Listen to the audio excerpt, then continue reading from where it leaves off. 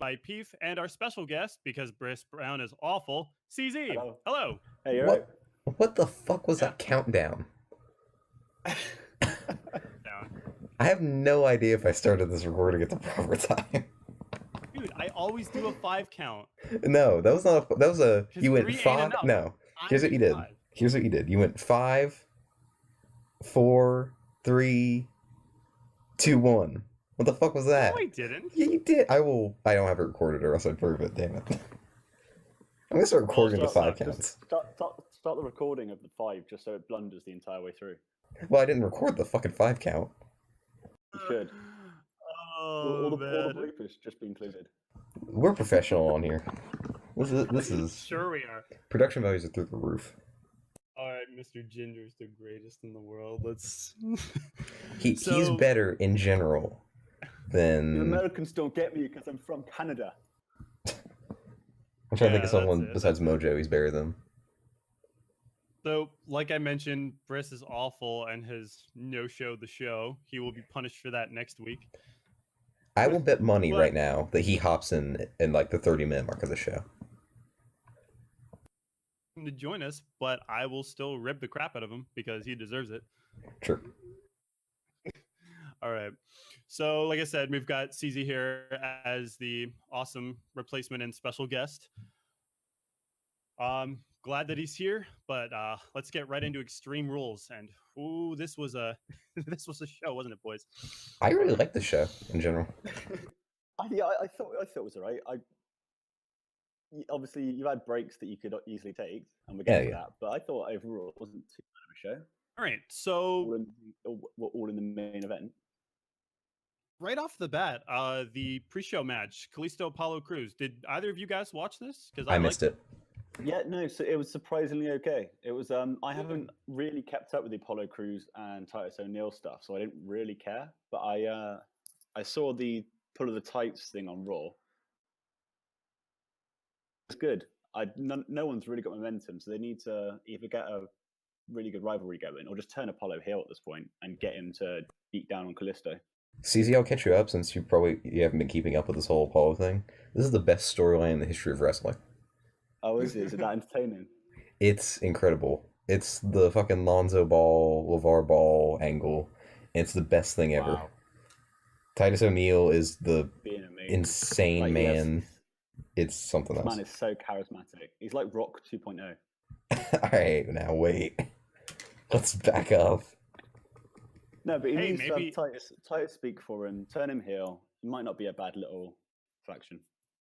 Yeah, who knows? Maybe that's all it'll take is just a heel turn for him to actually unlock his character. True. That's I'm really kind of what it took for Rocky, Yeah. right? Well, that's what Yeah. I've been wanting to do with Roman. Just make him into a monster heel. To be fair, I think they're better. I think at this point they'll get better reactions in general not turning Roman heel than turning heel. He's at this weird kind of meta heel, meta face, tweener, weird, bizarre character, and it just works. Yeah, but in the Attitude Era, especially where Rocky comes back, and the amount of hate he gets, and how he turns it around in 6 months is just mental. That's true. If depending on what they want to do, a heel turn could get them there quicker. But if it ain't broke, I guess, kind of. If they're Yeah. really pushing this Brock Roman idea for 34, That's and true. they're going to have it close the show again, Fourth then year in a I row. mean, You know, I've been thinking about this really long and hard. I think they put the belt on Samoa. they're not going to though. I want them to, but they're not. What a stupid, insane thing would that be for them to do though? And that is just the kind of shit It they're would into be right now. amazing. Oh yeah, it'd be brilliant. A Balor, like you have Balor Joe, you have Brock Joe at the moment, which is we'll get to Raw, but was amazing on Raw. That was good. Yeah, and then like the possibilities you've got. I think if he does win it, I want him to hold it for a while. Him to face Balor for a while because I don't think Balor should lose in a title match. I think he should win the Yeah. next title match he has. Maybe and feud try with Seth or something, or hell, even Roman as a placeholder. Seth for a while. Like make a 3-match out of that, best of 3. Have him go 2-1 over that. Yeah, true. All right. So as for like the pre-show match itself, I thought that like it almost, I don't want to completely compare it to like Dragon Gate or anything, but like I saw like hints of that. because Cruz was a Dragon Gate guy for a while, and I just thought that they put everything on the table. They had a match was just completely different to what both of them have been doing recently, and it just made it really entertaining, especially for a pre-show match. Yeah, I think Alrighty. definitely for a pre-show match, they went really all out. Especially Kalisto, Yeah. like he didn't botch a single move. He did really well. Yeah, Kalisto's really, like really smooth work. Kalisto's really good when he wants to be. I think there's just a lot of times where Oh he's yeah, he's not. definitely better than Sin Cara. There's Oh, a reason. There's a reason pushed why for they him for haven't the been putting longest him. time. There's a reason why they haven't been putting him in the cruiserweight division, and that's just because they want to. I guess they want to showcase him more than any of the others. I feel like he'd be money in the Because cruiserweight they division. He'll though. always be a mid-card of Rey Mysterio, I think. Eventually. Because I don't know. Like Kalisto is in spot though, because you would think that he'd be amazing in the cruiserweights, but based on how the cruiserweights have been booked, I feel like even Rey Mysterio would look like ass in that division. I mean, they need the babyface right now to fight Neville, so Kalisto could very well end up down there. Oh, Especially since they just kind of murdered TJP. I don't know why they did that like that. Oh, that was weird. Yeah. We'll get to AA in a minute though, because this is one of the things I really don't like at the moment about 205. Fair enough. All right. So for the show, we had Miz versus Dean Ambrose for the Intercontinental Championship. Had Ambrose been disqualified, he would have lost the title. And as we saw, Miz walked away with it after a really awkward finish sequence there. Such a weird transaction. Yeah, I liked it. I'm gonna put this out there. I was the number one guy who was like, "Why this match?" These two went out there and they put their asses out there and they had a match. And it was good. This is the best match they've done together, and there's been like 5,000 of them. So far. I hope this is. Like, I really don't want to continue it, and it does look like I'm more they're going to, but I think this is probably the best one they've had by far. So far. If they never do it again, that'd be awesome. I still feel that way. But this was very good. This feud's been going. How long has this feud been going for now? If you tally up when like Dean first got the title and all that, Jesus Christ. Let me look, because I feel like they fought during Dean's Shield run too at points. I could be wrong. They've been feuding on and off for a couple of years now or so, and it's been crazy. Yeah. But I think my biggest problem with the feud is that while it had like a little bit of a fire, it was for the most part. Yeah, I think I don't know. I think the never been huge on the feud. The ending was really interesting to me. I think that's the main part. It's like, how I quite like how they made the referee more human, because obviously they treat referees as like no brains, like retards, just sort of there to make a decision when they see it. Yeah. Or get knocked out for 50 years. Where this guy sees someone get slapped and he's like, no, I'm not gonna fall for that. That's a ridiculous way. That'd be embarrassing to end it. Mm-hmm. Then clearly he gets pushed. The guy gets pushed into him, and he does this really awkward sort of back and forward like crab sort of thing for a while, and then finally gets the ring bell. Okay, it was a really weird ending to what I thought was a relatively good match. I don't feel like they did it as well as they meant to, but I kind of like the idea of Dean knocking John Cena out of the ring, and he just stands up. He's like, "The fuck was that for?" Yeah, but do it quicker. I think. Yeah, they should. Yeah. That is my biggest issue with it. If they had done it a little bit quicker, like just shave off like 15, 20 seconds of that whole awkwardness, I think it would have been fine. Yeah, I'm still not a huge fan of the finish, but I think just the fact that he was like standing there, I think maybe he was waiting for Miz to hit to hit skull crushing finale, and then maybe Miz was just like, "Oh, right, I'm supposed to do this" or something. I don't know. Maybe Miz was a little late. Yeah, I feel like maybe Miz had like missed his cue or something there. I don't know, but like other than that, like the match was fine. Haven't been a huge fan of like any of Dean's title reigns, but he's usually able to bring it when it comes to the actual title matches. It's just that everything in between, other than the Raw segment today, is usually like. I think that Raw Dean's segment was good.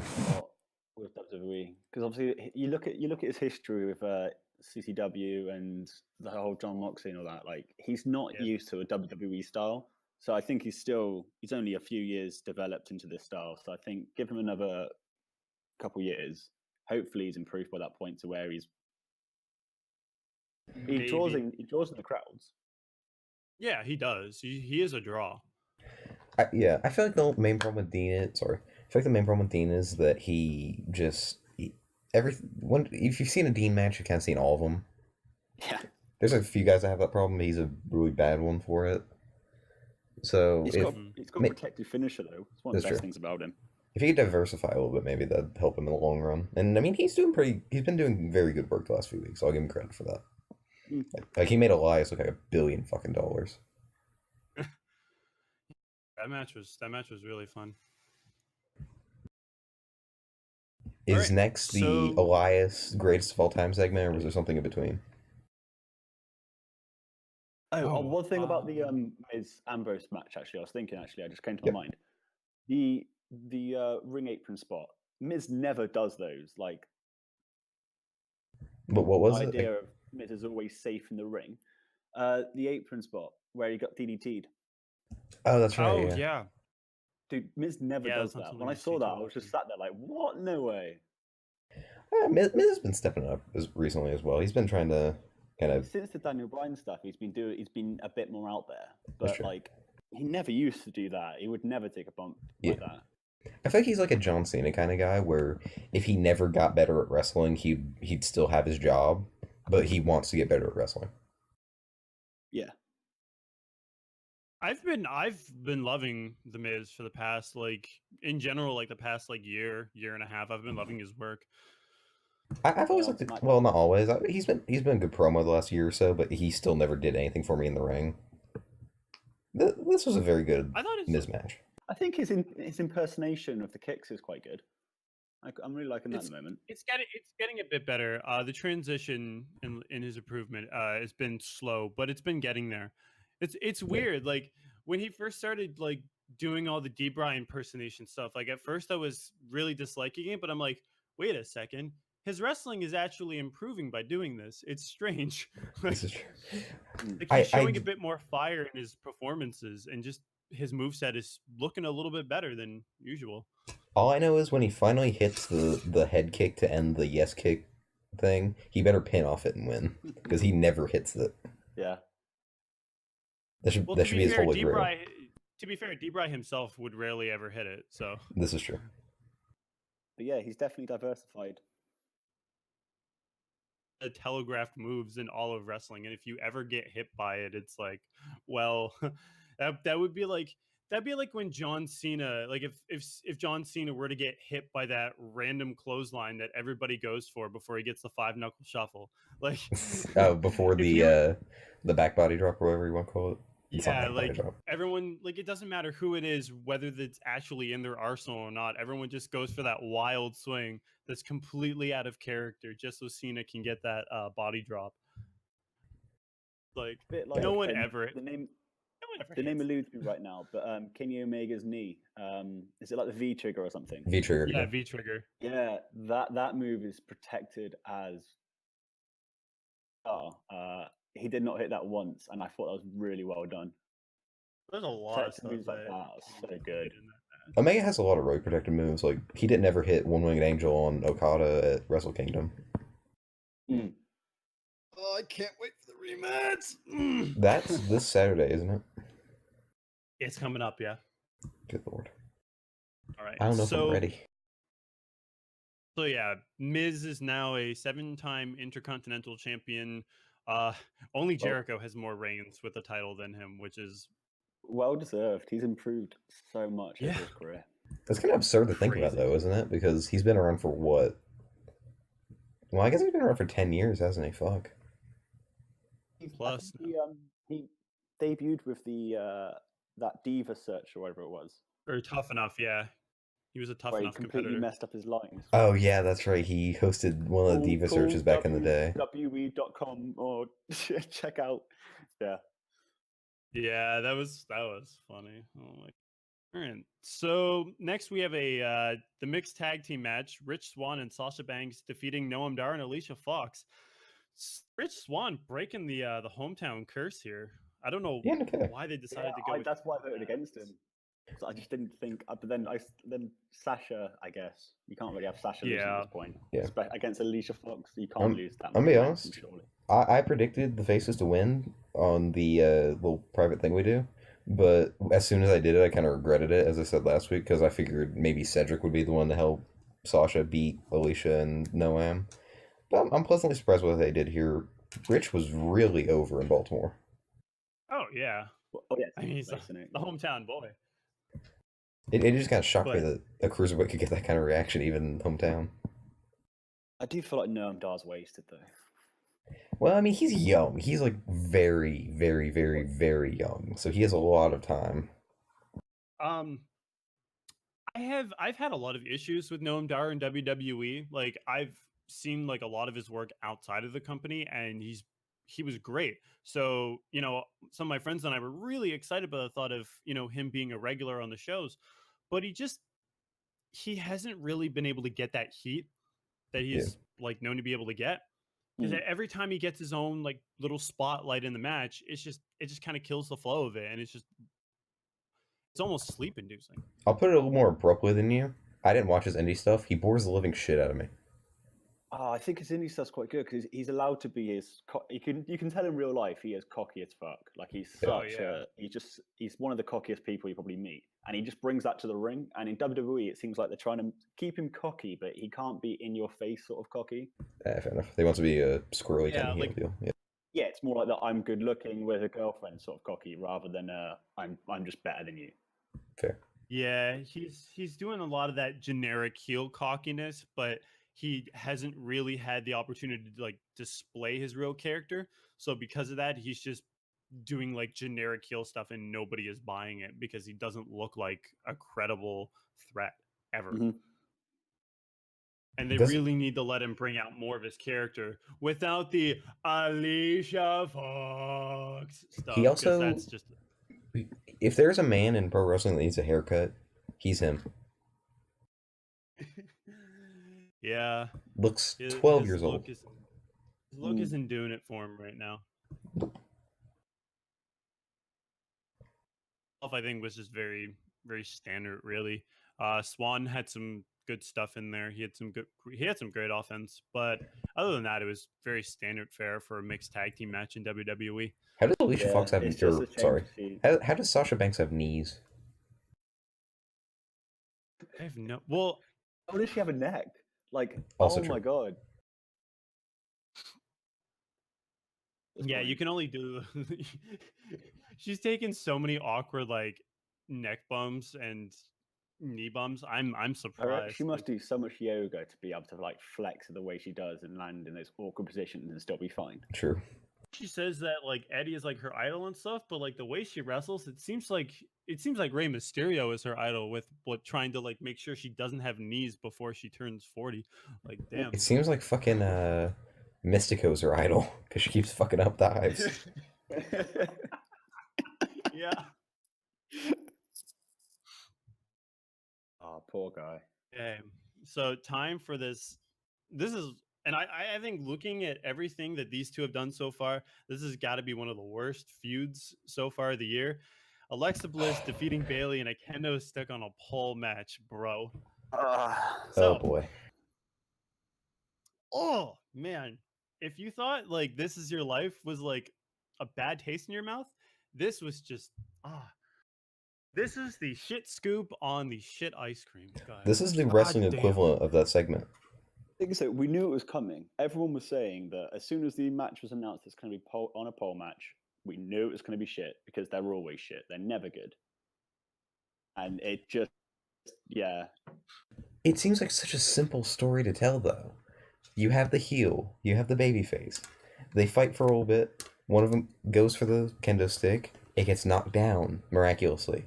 They fight over it.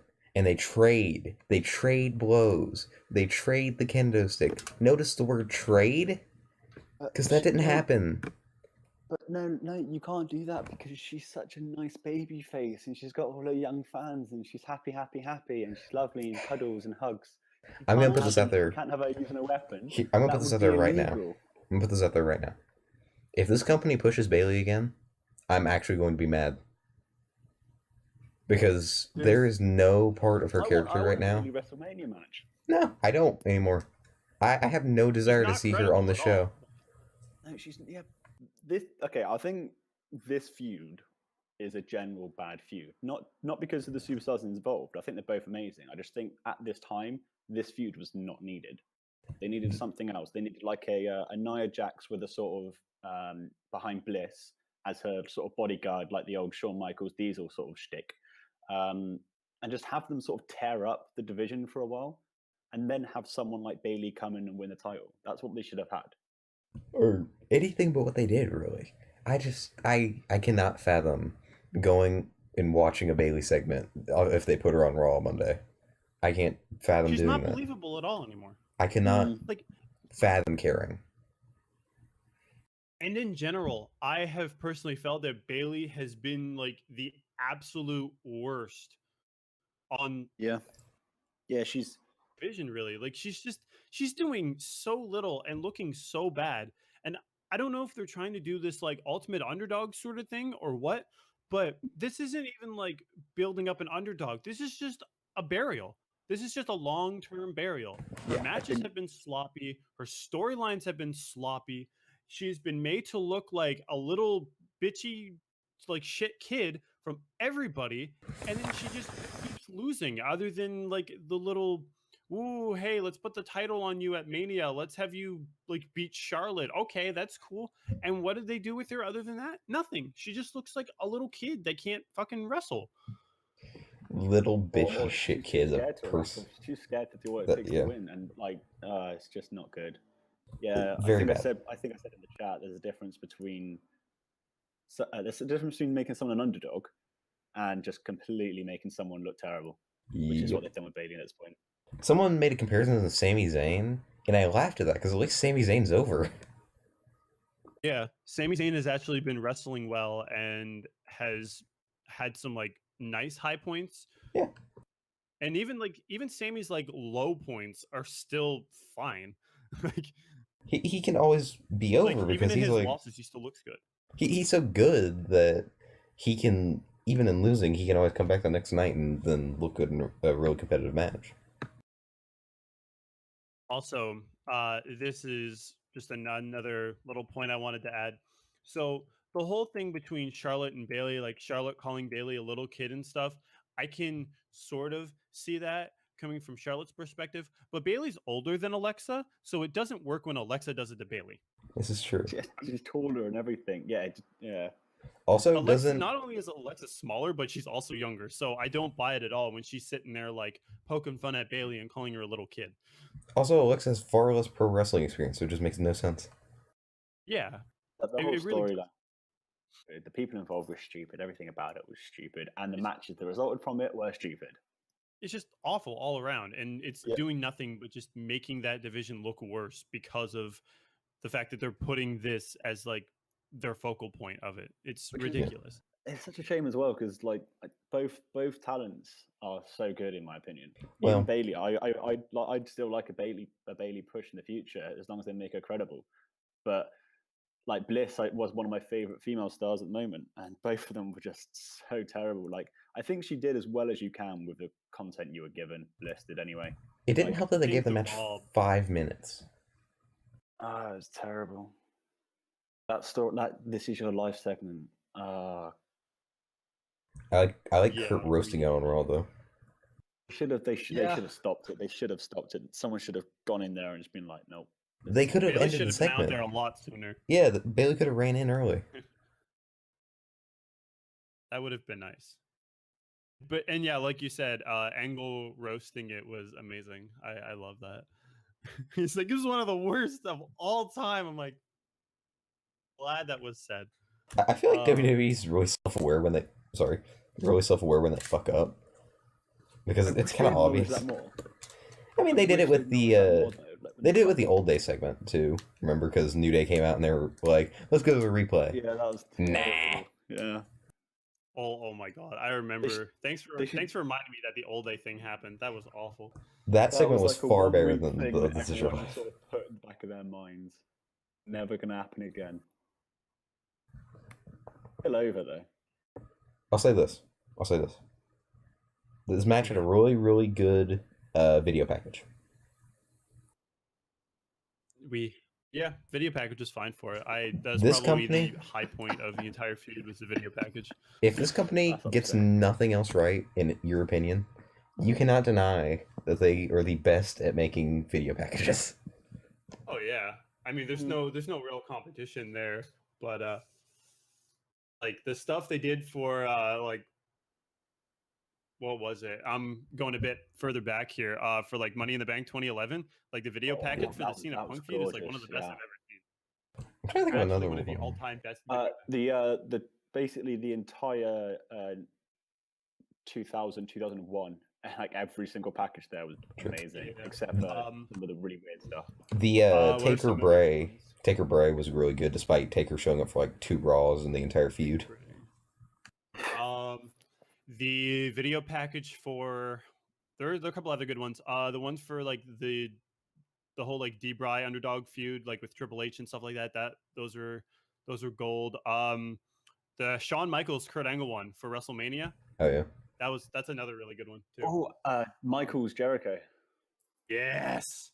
God, that was good. but that had so much to go with that you could not fuck that up.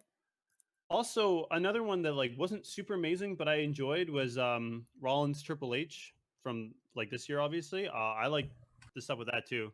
Yeah, Getting that a was Metallica really song in there, and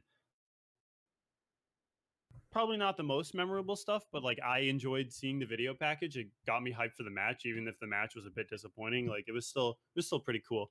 I think that match was as good as it could have ever been. To be fair, at least with Yeah, I think Triple H. Triple H is an trying to old do his man. whole like psychology stuff, but not as he could. everything is planned out, but I'm at an age now where I can't follow through with everything I've planned out. Yeah. That's what he is at the moment. Yeah, kind of. Unfortunately. I feel like he needs to. Well, I mean, he's doing like one match a fucking year, so I mean, I can't really complain about the amount of dates he's taking.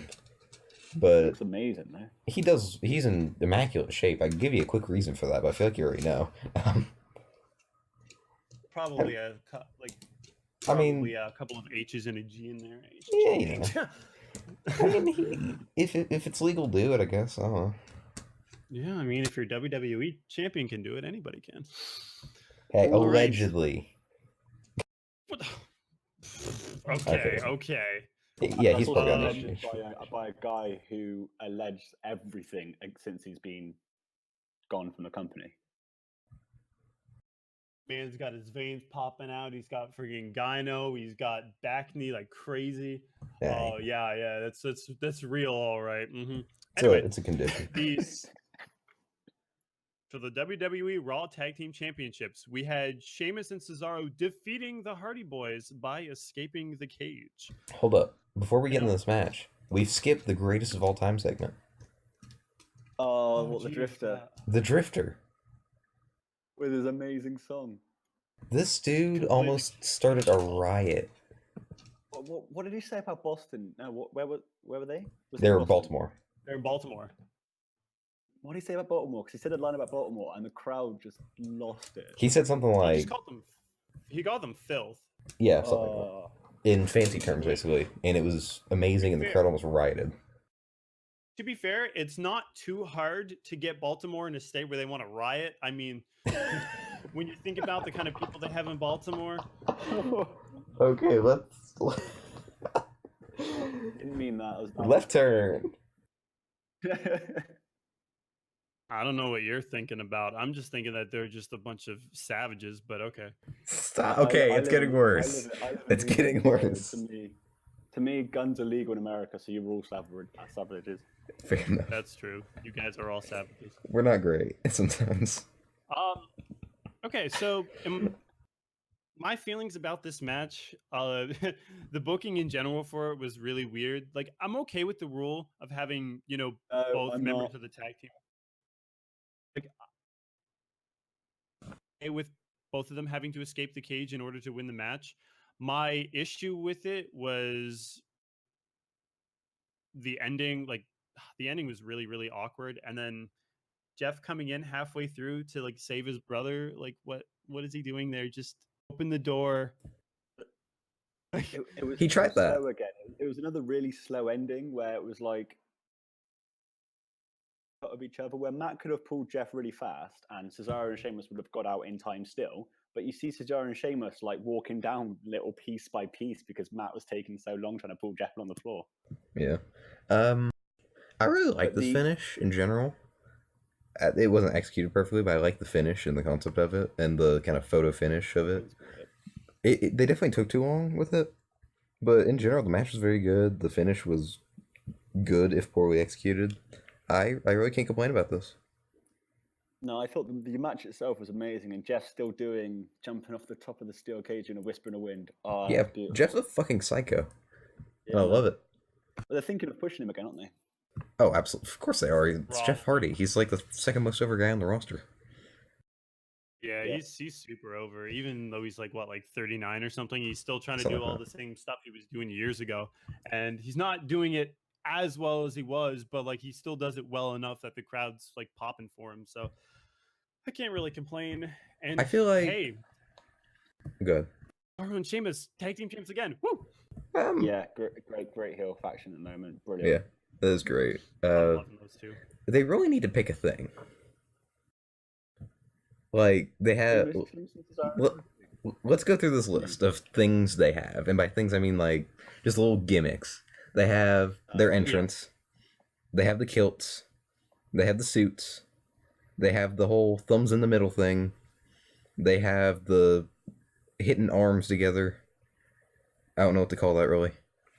They have clinking the championships. You have the good thing about those two. We Are the Bar. They just have too many gimmicks at one time. Pick a thing. Stick to it. They've got a lot of little things. Pub mates. Just be pub lads. Just go down the pub. Pub lads. Pub. There you go. That's a thing. Yeah, I'm down for that.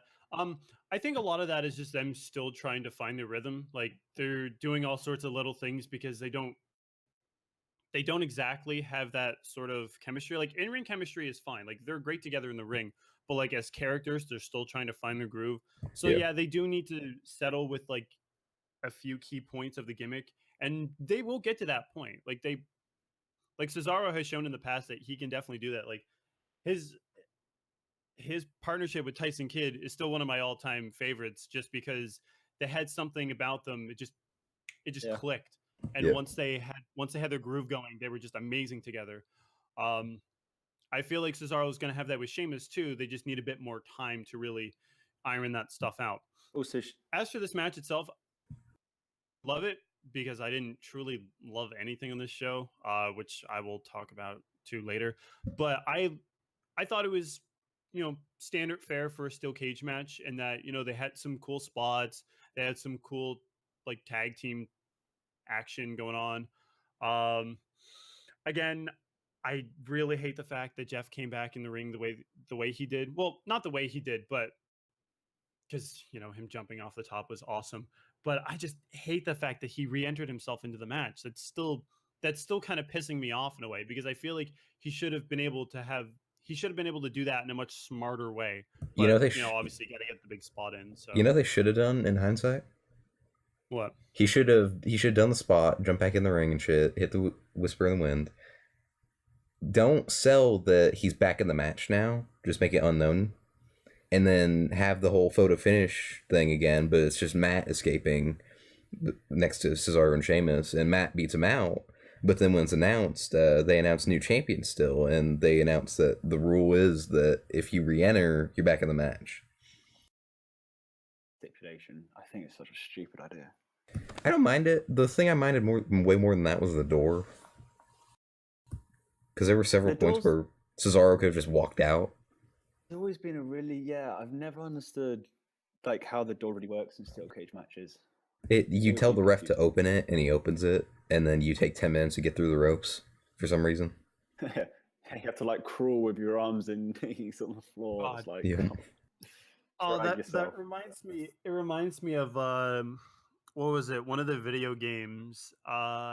It was. I don't remember exactly which one it was.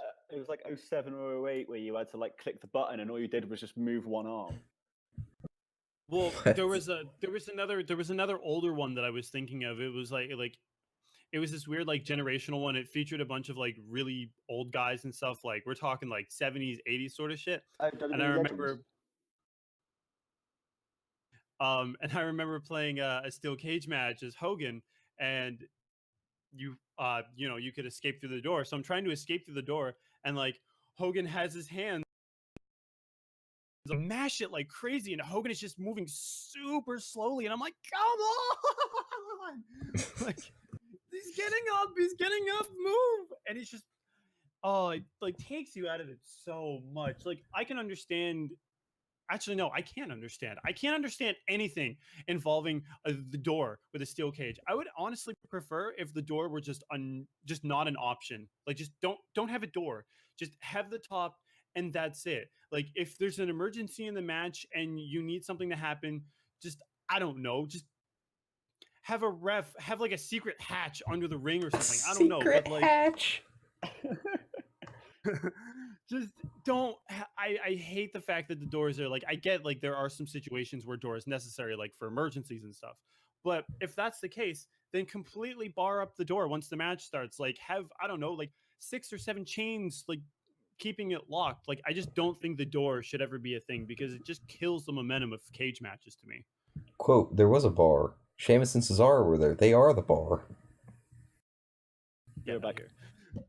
All right, so oh my god, it's always kind of pissed me off because I feel like in my mind at any point somebody could realistically just open the door and just jump through and land on the floor and win the match. But obviously this is wrestling, that can't happen. So if they are going to go through, they have to, for some reason go in between the ropes as if they're normally entering or exiting the ring, even though we all see that they can slide. And it kills it. It completely kills the momentum of the match. I just feel like the doors should not be an option in cage matches anymore. Like once the competitors are in, then it's to be completely locked up and no entrance or exit for the door can happen until the match is actually over. And then, then they can unlock the door and everything. Or they can just lift up the fucking cage and then the wrestler can leave normally. Like that's all it really needs to be. That'd be too easy. I don't know.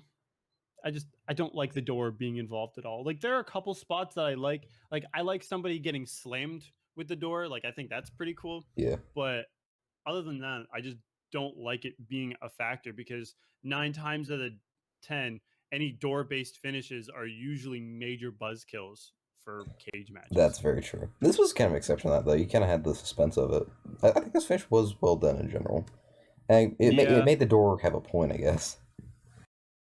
I think the finish is great. It's just I just think the fact that Matt pulled Jeff across the ring so slowly was just really. I think your idea of having Matt just sort of walk out and finish just before them and still call out the champions is a good idea. Yeah, if like for me, if they had sped that ending up, I think I would have been. I probably would have felt a bit better about it if Matt had actually been a bit faster. Yeah, but just the idea of treating the door like it's I don't know. Like it's some sort of landmine where if you cross it too fast or with too much pressure, you'll die. Like it's not a landmine; it's just a fucking door. Just walk through it. Oh my god! That's a metal door, dude. It's scary. It's got to be unlocked by the ref. Just have it so like they're pressuring the ref, and the ref's like acting all nervous when you just can't get the key in or something like that. That's a much better way of. Oh god! Oh god! Do I open the door? Like walking. I'm scared. It's gonna kill me. Man, if Matt Hardy, especially in his broken gimmick, is telling you to do something really hastily, you're probably going to be like, "Holy fuck! What the fuck am I going to do?" Sure. I don't want this man to eat me or delete me. So delete. Eat me. All right. So so a decent match overall, I'd say. Yeah, it was fine. So now we get to the Cruiserweight Championship match. Neville defending against Austin Aries in a submission match. What did you guys think about this one? I really like this. Really good match. Oh, crap. What the hell was liked that? it, but there's... I can't exactly put my finger on it. Maybe it was the fact that the crowd didn't care at all. Yeah, the crowd was incredibly flawed about this match, and it was a good match, but just something about it just made it feel like it was not important at all, despite the gotta see effort that that. the guys were putting in there. I feel like that's a direct result of Ares' overness or lack thereof now. Oh, Because it's so annoying. Neville's a very So- over heel, but he is not a very over babyface. Like, Not. Napoli is just eating at me so much. He should be up there with Finn Balor and Joe, and it's such a waste that he's not getting any heat because no one's watching his talent on 205. I feel like, I mean, somebody has to be the guy on 205 is the thing, and Well, he's Neville's the guy on 205. He's well, I the mean, there dominant has to champion. you have to have a babyface to fight the heel. You have to bring someone back for that. You ain't going to get any new babyfaces with the roster they got. I guess. Like, who they really gonna bring back though? Like, fucking get Billy Kidman in there. There you go. Do some shitty shooting star presses. Odd. Do you see the fashion police segment? Oh god. Oh yeah, she's got the. I saw in the background. I'm like, is that Billy Kidman on the board? And Oh god, I love those guys. Kidman himself pointed it out on Twitter too, which is awesome. Yeah. Fucking here's looking at you, kid. Man. Yeah, the match itself Man. was really good, really solid. Like a typical. They always put on a relatively good show at pay-per-views. Neville comes across as winning 3 times in a row though, and like obviously shenanigans before, but now he's just beaten clean. Yeah. Ares looks weak. Neville looks really good, and they've got no one to compare him now. I Literally, wonder he's what their TJP plan onto is at this point. No, Because incredible. TJP got murdered. Austin Aries had a competitive match but ended up murdered. I mean, Kalisto's in a Himself into feud. a corner. Yeah, kind of. Unless they call someone up, but I don't know who it'd be right now because Hideo's turning heel in NXT. I think this is a really bad time to call somebody up. But I mean, what else are you don't gonna think anyone do? wants to be called up to 205. That's a step down. That is. I mean, I get. I really think that if they invested in Aleister Black, even in the cruiserweight division, he could be their guy. Oh, I like Aleister Black. I want to see Aleister Black do more in NXT first, though. Yeah, for sure. I don't think he needs to, and I think wasting time in NXT would actually hurt him. Was his last takeover? He was an opener. Was he second? He was. Was he on the show? I don't think he was. Or No, he was on. He wasn't on the Chicago card. No. Oh wow. Not Okay. on the main card anyway. I think he might have been in like a dark match or something. Yeah, he but did a dark wasn't match on that the got main aired card. on TV. Oh, okay. Yeah, that was Oh. weird. I don't know why they didn't have him on the card. I guess they're trying to like save him for something really awesome. I don't know. They're in a corner, is basically what I'm getting at, so they have to do something, and I guess he might be something. I don't know. What do you want to do though? Keep Neville strong till WrestleMania because they've got no one. They really have no one. Yeah, I don't know.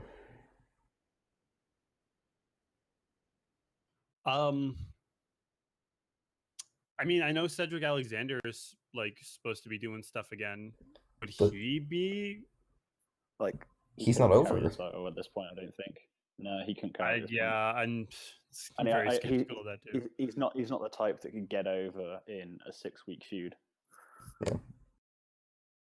They'd have to do some like miracle work there. What about Tozawa? They could, but I can't see him winning. Were they thinking of Hideo Itami? I heard a rumor about that, but Hideo's turning heel. Yeah. So Never mind they're then. gonna run with that. His match this week on NXT was fucking brutal. Yeah, he just killed Oni Lorcan for like however long. Just tore him in half. It was so brutal. I like what they're doing with Itami though. Yeah, but I'm not really sure where they're gonna go with this. Like, I would honestly be down for them to do something with Tozawa, whether it's putting the cruiserweight title on him or what. I don't know. It almost seems like they were hinting at actually taking him out of the cruiserweight division. Yeah, It kind was of. kind of weird. Yeah, it seemed like they were gonna shift him into like maybe the tag team division. which The would be- Titus brand. I would be so down for that. Honestly, yeah. I would be so down for a Tozawa Cruz tag team. Oh my god. And like they're like best friends. They would Mhm. but at the same time that would probably end up having to be a heel stable, which I don't think would work for me because Tozawa is like super over right now. Have it like a little gimmick where Apollo's a heel and then he's babyface. I don't know. Yeah, make it work. Or they can just be a face tag team and Titus is the confused heel manager. I don't know. That'd work. That would work. I find that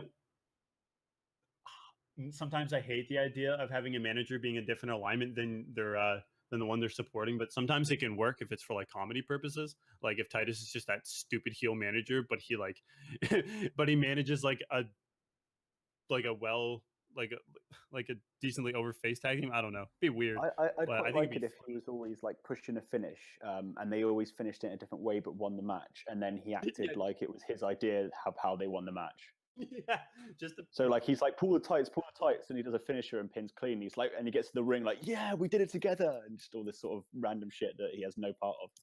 that would be fantastic. I like seeing Titus. Like I don't like seeing him wrestle because he's bad, but I like seeing his comedy stuff. Like he makes me laugh when he starts like talking and he's like oh, blah, blah, blah, blah, blah, and he starts acting all big and stuff. I get a kick out of it. Yeah. Oh man. All right. So that's the cruiserweight championship in that division. Whatever happens to it. Good luck, guys. All right. So for the main event, we had the fatal 5-way Extreme Rules match to determine the number one contender for the WWE Universal Championship. We had Samoa Joe defeating Roman Reigns, Seth Rollins, Finn Balor, and Bray Wyatt. I fell asleep during the entrances because it was like 4:30 a.m. So I've only seen like the highlights and the ending. I didn't like this match as much as everyone else apparently did because from what I heard from some people, they were saying like this was one of the better matches of the year from WWE, and I liked it, but I also had my issues. Okay, so my issues with this match were similar to my issues from the big Survivor Series match, the Raw versus SmackDown one, where there were some really awesome spots, but the pacing kind of killed the match for me. Like I felt like minutes where they would do some awesome spots and then there would just be like 3 to 5 minutes of nothing and then something cool and then a whole lot of nothing and then something else cool and then a whole lot of nothing. Sorry. I think that's sort of like multi-man matches in general. That's why triple threats and fatal four-ways are always such a bad idea to finish a WrestleMania on, because you have the slow pace. You need to keep up the consistency to keep a crowd entertained. Ultimately, my thought of this match was that it was I called it a revolving door match because it was just like a lot of guys like just spinning in and out of the ring, just getting their stuff in and then getting out. I found this match. I like these kind of clusterfuck matches.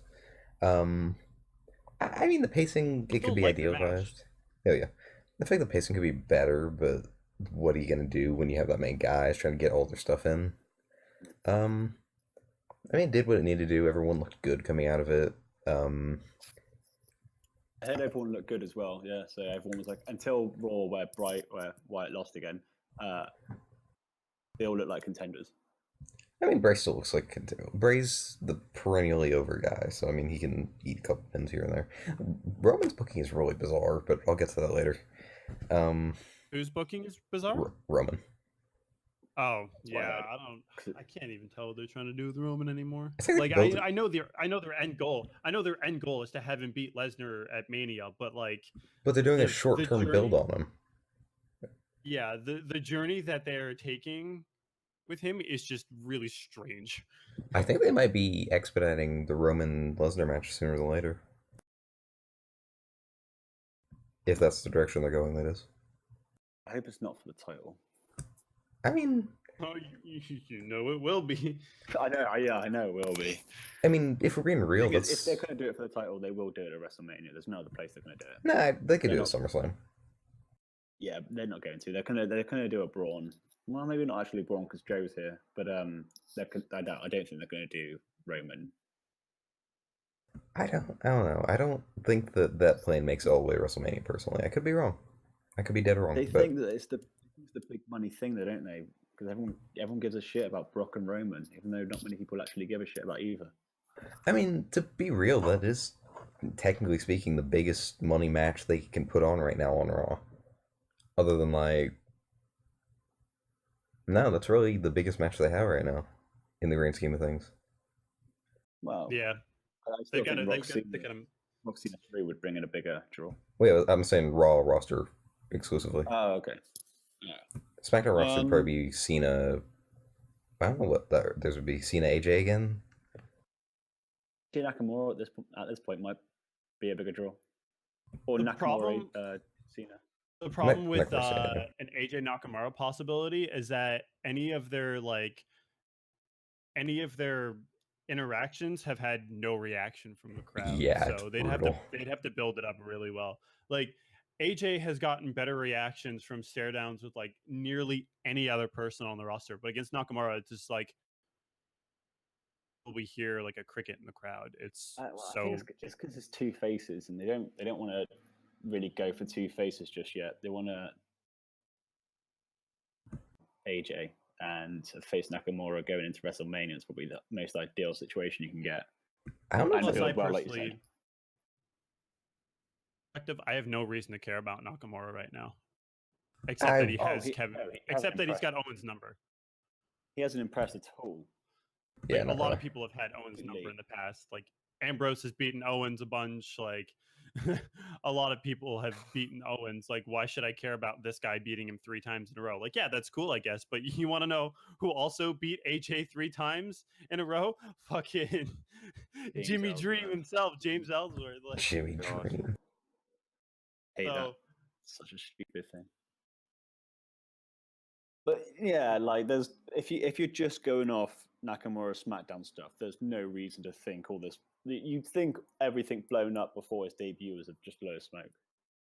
Yeah, it really is. If you haven't seen his NXT or his New Japan stuff, like because you just, because I feel like at the moment SmackDown is so much more above in terms of wrestling ability that they're just telling the superstars to hold back because they just outshine the entirety of Raw.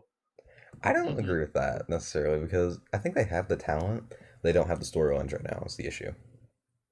Themselves aren't as impressive as they should be. Like you look at Ziggler and Nakamura, that should be some amazing selling stuff. And what was it? It was Ziggler mostly dominating, Nakamura making a comeback. Well, to be fair, Ziggler's also like a massive piece of shit right now, who's not there for questionable reasons.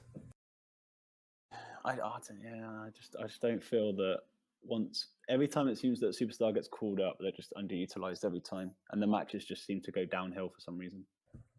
Not always, but a lot of the time. Like you look at Nakamura's debut in NXT compared to his debut in SmackDown, there's just no comparison. Well, to be fair, it was also the opponent he had. He faced like a top 5 in the world wrestler. You consider is that Sammy top 5? Maybe top 10. All right, so let me ask you guys this then: do you guys agree with Joe winning the match? Honestly, anyone could have won this match. It depends where they take it, because Joe Lesnar is a dream match if there ever is one. Yeah. Yeah. So where they take it is really important to whether I think this is a good result. I can't comment at the moment I really like it. I'll put in. I think if Lesnar squashes him, I'm gonna. I think the thing you have to consider, like at least like from my perspective, the best possible solution for this match, you have to think about every other route. So you have to consider Roman, Rollins, Balor, and Bray like all winning. And obviously this was not a good time for Roman to win because they've got to stretch that feud out like to WrestleMania. That's a big World pay-per-view feud. Yeah, that's a match right there. Like Reigns Lesnar 2 is a Mania match. You can't have that on like any other show and have it mean anything like the same. Yeah. So Reigns is out of the running. There was no way he was winning that match. So then you have Rollins Lesnar, which I feel like that rematch is also a big money match, not necessarily a Mania level match, but it's definitely like a Survivor Series or SummerSlam level match. You like you need to build that up and have that really mean something, especially with Rollins as a face now. Is at least with like Rollins as a heel, you could kind of like blow that off on a whatever show. And I think they had the match at like Night of Champions or some bullshit. I don't remember what it was. It Or was Battleground. Battleground. It was maybe? like a B. I think it was Battleground I think it 15. Let me double check. It was like a B show. So with that, like face Rollins versus whatever Lesnar, like just Lesnar. You need to build that up properly. Bray versus Lesnar, I don't even know if I could buy that right now. Like, No. Bray's promos have been good, possible feud, but I just don't feel like he's in a position where he should be going up against Brock right now. I wouldn't believe it based on all the stuff that he has done or has failed to do. Like, sure, he was WWE champion this year, but so was Jinder. So I couldn't disagree more, to be honest. I think Bray was one of the best case scenarios. He could cut. No, you look. I don't know. I agree more with Quote here because I think if you look at Bray, you've got jokes at the moment which are just saying he chats all this stuff and then loses. That's what he does. That's his role in WWE. He just talks all this weird stuff and then loses. They need to fix that. They need to have him winning a bit to make him a credible opponent for Lesnar. Otherwise, it's going to be even the entire feud is not going to be taken seriously. Every single week it's going to be, oh, we know he's talking, but we know he's going to get squashed when he goes against Lesnar. Exactly that. I really think that if he cuts the right promos, he could make himself into an incredible guy, and even being in the ring with Lesnar would put him over more. But it's the same old shit with Bray, though. It's just like what CZ's been saying. Like, this is like this has been Bray's formula since he debuted on the main roster. It has just been tell some spooky promos, get your ass kicked. The only real major feuds that I remember him winning are with Ambrose because of that shit with the TV that was funny. And championship. And he like had actually beaten like Cena and AJ clean. Like, other than that, and I guess like he and the Wyatt family had like actually gotten the wins over the ECW dudes as well. But like, oh yeah, he's lost so many more feuds than he's won. And yeah, like you said, he can still maintain some sense of overness. Like, the crowd will always kind of be into him, but they're into him in like some sort of build. You know that when it comes to the big match, he's not going to win. Jesus. you need to have him winning some of those more. Like, you need to have him upper mid card main event winning. Have him win more feuds, win more marquee matches before you start saying, "Hey, let's put him against Lesnar." Build him up really well over the course of the next year. Like, say, have him feud with Balor and have him win, for example. I'm not saying you should do that, but I'm saying if they were to do that, have him win, and maybe have him feud with Rollins, which I think is what they're going for now. Have him win that or something, for example. Then maybe I could see a potential feud with Lesnar. But right now, he's just not the guy. Maybe I'm just biased because I want to hear more of like the insane Bray thinks he can save us from Brock promos. Oh, he's not the guy. As well. I do too. Bray. I think, and take you with the candles and the bananas and the glass and the table, like anything you just see around you, you just chat. And like get completely lost. I love his promos. I think his promos is one of the best things about WWE right now. But if he's in a legitimate feud with Brock, there is no chance in my head that I'm taking anything he says seriously because there's no way he's winning. I guess. And even though his promos have somehow actually been better recently because he's been more focused, like, it's still doesn't matter how much focus you have in your promos. Like I can go out there and cut a great promo, but I'm not a wrestler, so I'm not gonna win. So like, and it's almost similar with Bray. Like, he can cut a great promo, but I know he's gonna get his ass kicked because he always does. Well, I feel like if you think of a wrestler who's a bit more bulky than most, but like that spooky side, he's got the look of being a top guy, I think. Yeah, well, kind of. I feel like he fits his role. Not the top guy, but like a taker top guy. Yeah. If he kept it on. And then of course, like, the last guy in the mix was Balor, and he was like he was the one that we all predicted was going to win because he was the only other person that I realistically could have seen winning that match. Um, yeah, I don't know. Personally, I think anyone could have won this match feasibly, and it would have been fine. Even Roman, if they really wanted to speed up that match, but they didn't, Yeah. obviously, because they didn't put it on him. Um, really, they couldn't have gone a bad way with this. Every match was big. Every match would have felt big. Even Bray, to an extent, would have at least been interesting. Would have been new. Would have been something new for Brock. So I don't think they could really go wrong here. They picked basically the wild card here, and I think that'll turn out good for them. Yeah, I agree. I think Joe's talented enough to carry anything he's given, to be honest. Yeah, and Uh, his shit Monday was insane.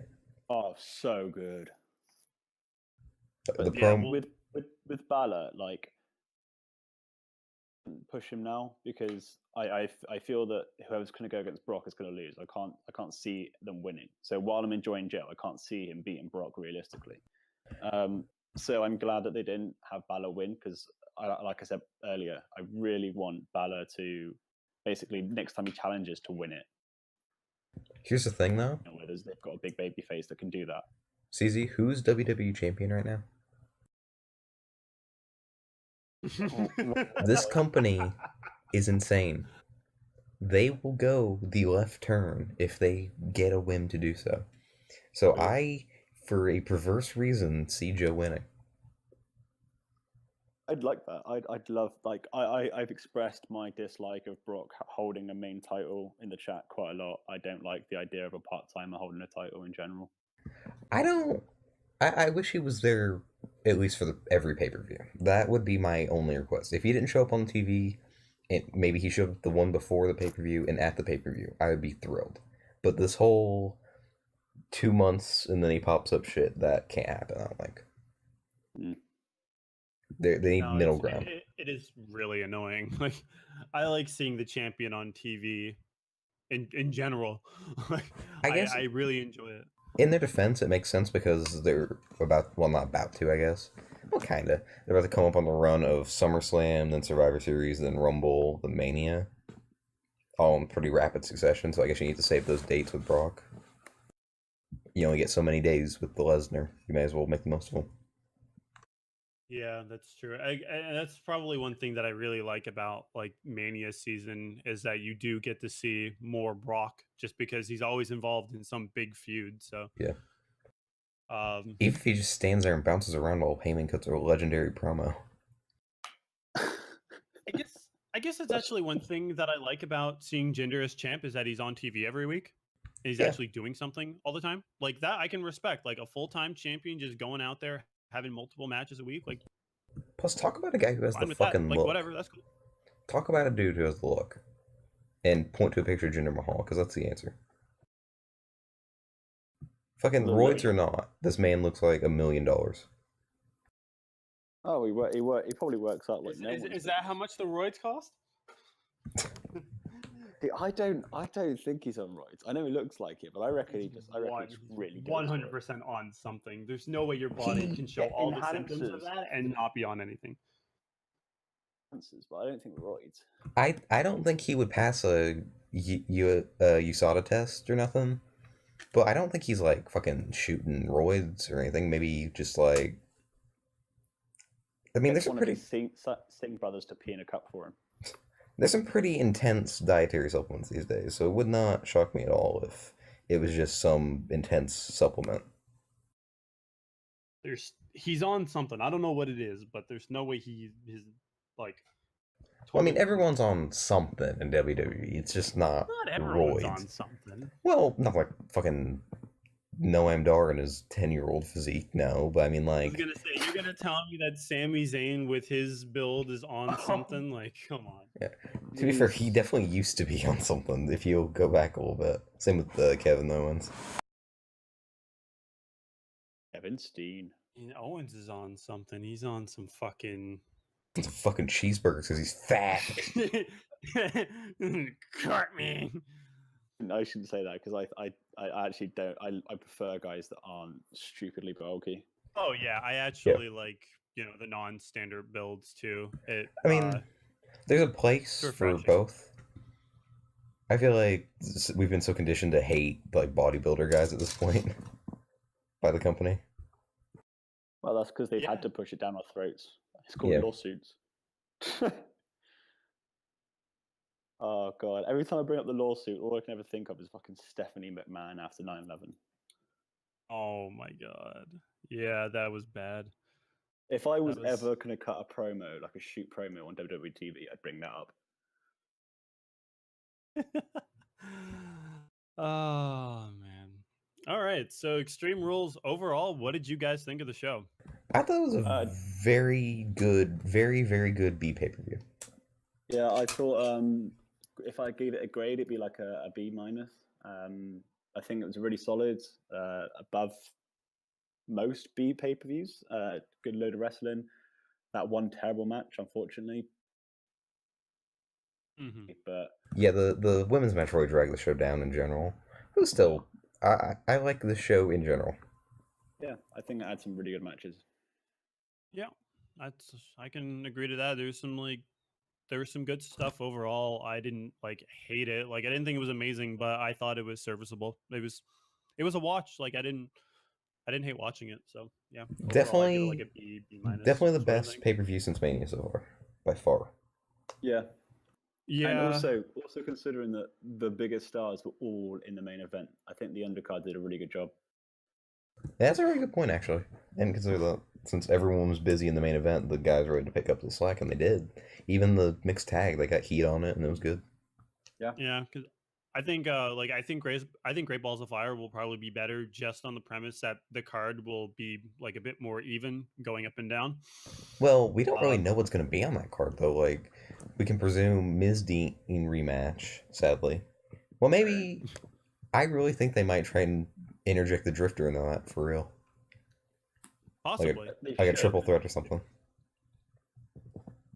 Yeah, I mean, yeah, the card could be like a horrendous show, but I think it does have a lot of potential with the feuds that are coming up now. Sure. Transition to Raw, because there's been some really weird stuff happening on Raw. Like I've been enjoying Raw overall the past like few weeks or so. Yeah. But there are a few like weird things that it's a very they're going all in on the storyline with Corey Graves and Kurt Angle, and I guess sort of Enzo and Cass are involved too. Or are they? Those are so nice when they come up. I love those two storylines at the moment. It's a very interesting show right now. Yeah, it keeps you like paying attention. Like I said, it's a different change of pace from what we're used to, but it's not sort of like killing the pace, if you know what I mean. Like it's still keeping you entertained, but in a different way than usual. Like it's not like some good promo or whatever. It's just like, hey, there's some weird kind of conflict on the side going on here. There are two storylines going, but they're possibly connected in a way, maybe. Who knows? It's really interesting. They probably are connected somehow. Yeah, I think it's always going to be a problem with a 3-hour show that you're going to have things that are just not interesting on there. Oh, yeah, you have to fill time at some point. Yeah. There's 3 stories in Raw that I'm really, really enjoying right now, and one of them is incredibly surprising, and that's the Gold Dust R-Truth stuff. Oh yeah, it's so good. Weird. It's weird. I like it. It's so very weird. His old 96, 97 promos are just beautiful. You will always remember the name of Dust. It's amazing. It's so good. He's got such talent. I want him to hold a big card title. I really do. The thing is, both those guys are so old. I can't see them going anywhere with this feud. At least not anywhere important. Yeah, I hope Goldust squashes Truth and then goes on to do something a bit bigger, like maybe an IC run or something. Maybe. Yeah, either an IC run or at least like a feud or something. Like I don't know, like give him a feud with the Miz or something. Just have like some like larger than life stuff going on there. Because like Goldust is still a smart worker in the ring too. Like obviously he's old, so he can't do a ton of the stuff that he'd be able to do as like a younger guy. But he's still really, really smart in the ring. So if he tries hard enough, he can put on a good match with somebody just fine. Yeah. So, I'm okay with that. So I think I think you guys could definitely agree with me on this. The absolute best thing, bar none, on the show was the Joe Heyman segment. Yes. Oh yes. Dear God, that was so good. That's Joe That was so. Joe looked like $1 million in like a fucking hitman. It was amazing.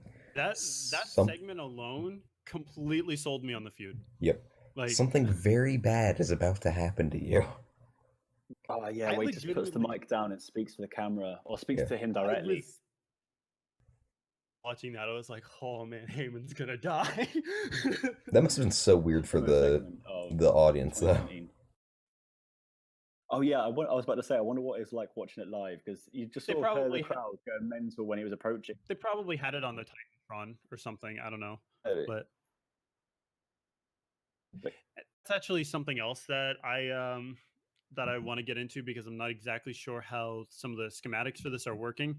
But just talking about this segment for a little bit, I kind of sort of have mixed feelings about Heyman's promos as of recent. I feel like he's doing a bit too good of a job of putting over the opponent, just because it almost makes him come off like he's kissing ass or something like that. But he's still like effective in what he does. Really enjoyed what both of them did here. Just Joe not actually being like shit my pants afraid of Lesnar like a lot of people are when they get involved in the Lesnar feud. He's just like, I don't care. I'm gonna kill Lesnar. Like, I'll do it. Like, bring him on.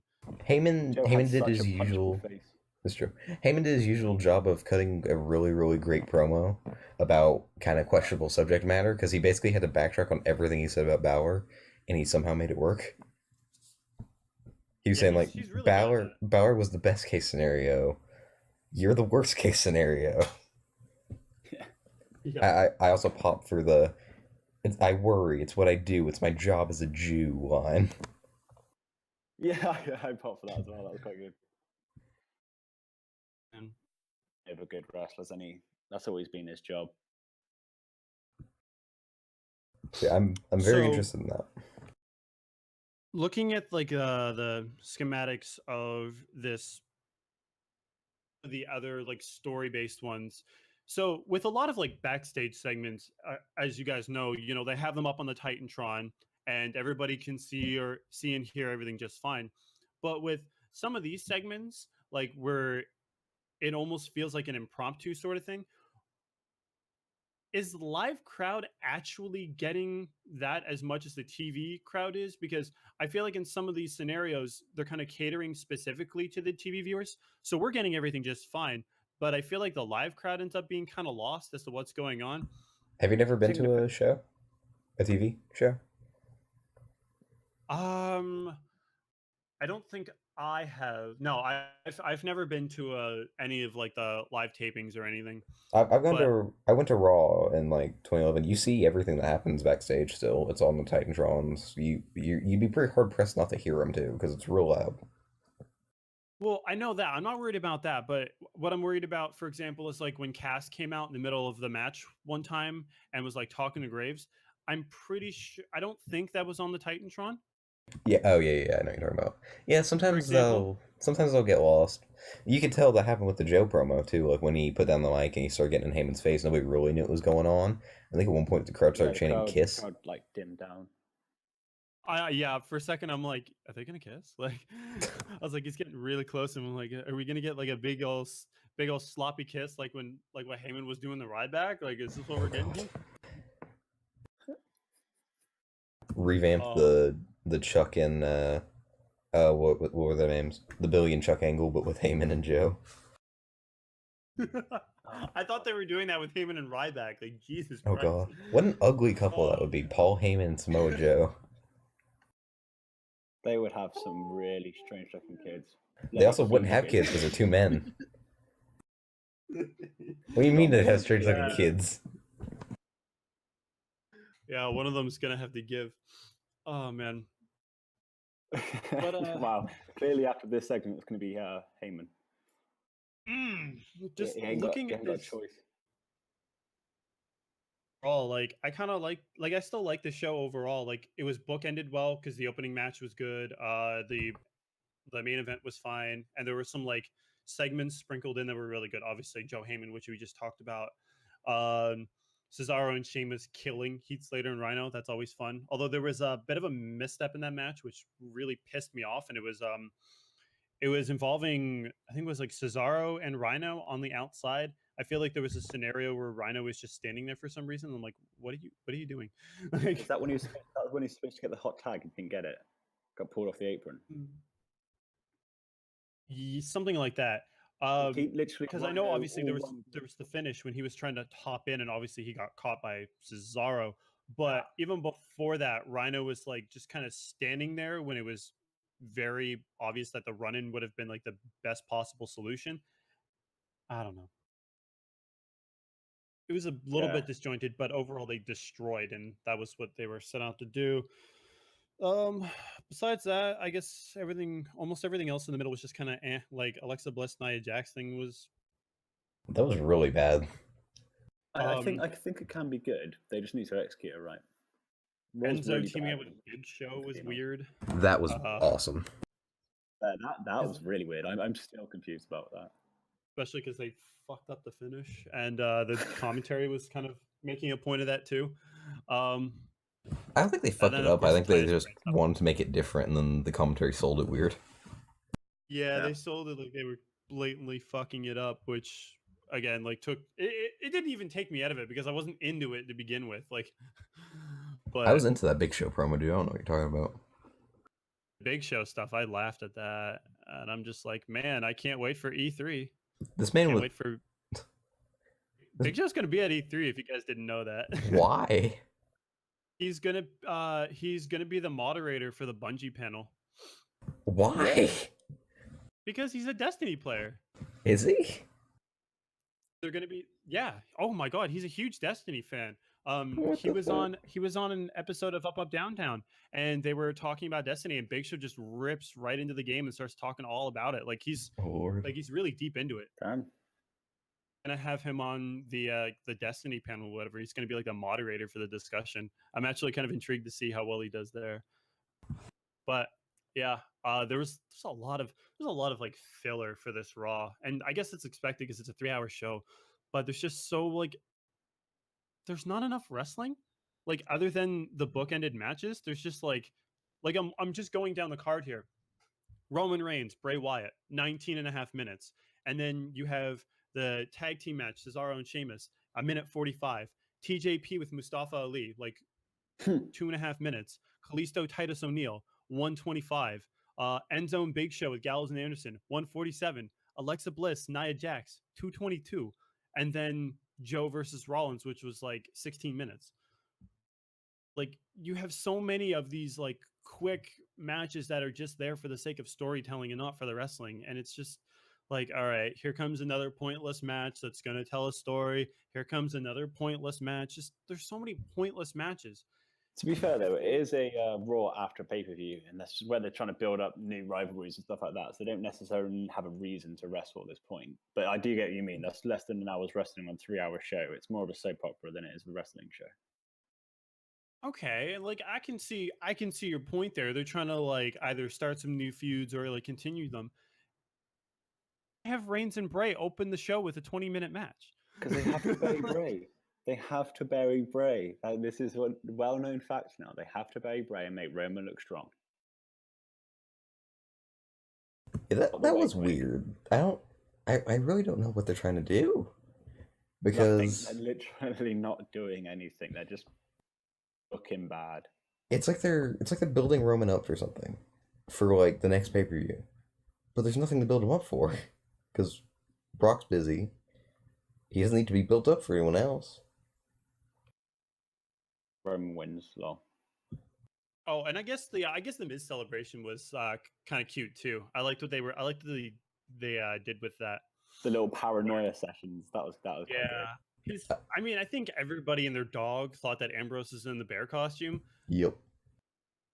Attack. I was like, oh, I guess that's probably not Ambrose if he's attacking him so quickly. Then he pulls off the mask, pulls off the head. I didn't see who it was. For a split second, I thought it was Gargano, but I'm like, oh no, that guy's way too ugly to be Gargano. Sure, Gargano is fucking attractive. he's a good-looking man, and whoever that guy was in the bear outfit was not. And then the big box comes out, and I'm like, oh, this has got to be Ambrose. It's like, nope, it's a grandfather clock because the Miz is timeless. When I saw the big box, I knew it was a swerve again, but I don't know. I thought it might have been something a little different. Like I didn't think Ambrose was going to be in it, but I thought something like I thought maybe a person would have been in there for some stupid reason. Fair enough. I liked him going full on Ric Flair on the box. That was beautiful. I like that segment. I liked Mrs. Paranoia and Maurice getting pissed off. Also something that I don't think we've heard in a long time. Maurice's theme played at the beginning of the segment. I heard it, and I kind of wish I hadn't. I popped for it, and then I remembered why I shouldn't pop for it. Yeah, I was kind of weirded out more than anything. I was like, I'm like, is Miz not in the ring? And I'm like, oh, he's not. Okay. I mean, that's better that way. Obviously, the new champion should, be introduced properly, but it was just weird to hear her theme. Yeah. Oh man. And well, overall, I kind of liked Raw. It was fine. It was better than most shows for sure. Yeah. So, what you guys think of SmackDown? Like, I don't even want to go over most of the stuff overall because I feel like, other than like a couple of key things, it was just like. There's really not a lot about this. What was amazing? Lana, she looked amazing. Oh, Lana, yeah. She is very, very hot. That's about the extent of her skills in a pro wrestling setting, though. Oh, we don't know. She's been out for quite a while now. She's probably been in whatever OVW, I don't know, the development. OVW? Hey, my mind's set back a few years, all right? Hey, Jim, teach Lana how to fucking wrestle, man. She isn't out of work. She's been working a bunch of NXT matches, and from what I've heard, she's been okay. She's worked. Yeah, I'm gonna pull up Cage Match right now. I'm gonna see how many matches she's worked in her career. While you're doing that, the one thing about the women's division at the moment, Naomi can fuck off. Yes, she can fuck off, actually. She came off like such a unlikable bitch, to put it bluntly. Yeah. I have no idea why I would cheer for her in this match. What? Yo? Who says that? Who actually says that? Her, apparently. Yeah. I have 29 for Lana's matches. What do you have? I'm still working on it. You're probably right at 29. Okay. She's probably had a lot of development. I've got 29. If they're sticking her in Money in the Bank, she's surely got to have impressed a little bit. I've got 36. 36? Okay. So we've, somewhere in the 30s.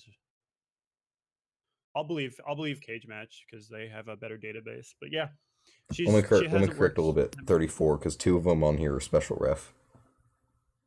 Okay. So yeah, so somewhere in the 30s for very much at all. I am over under. Let me put it this way for this match and my feelings on it.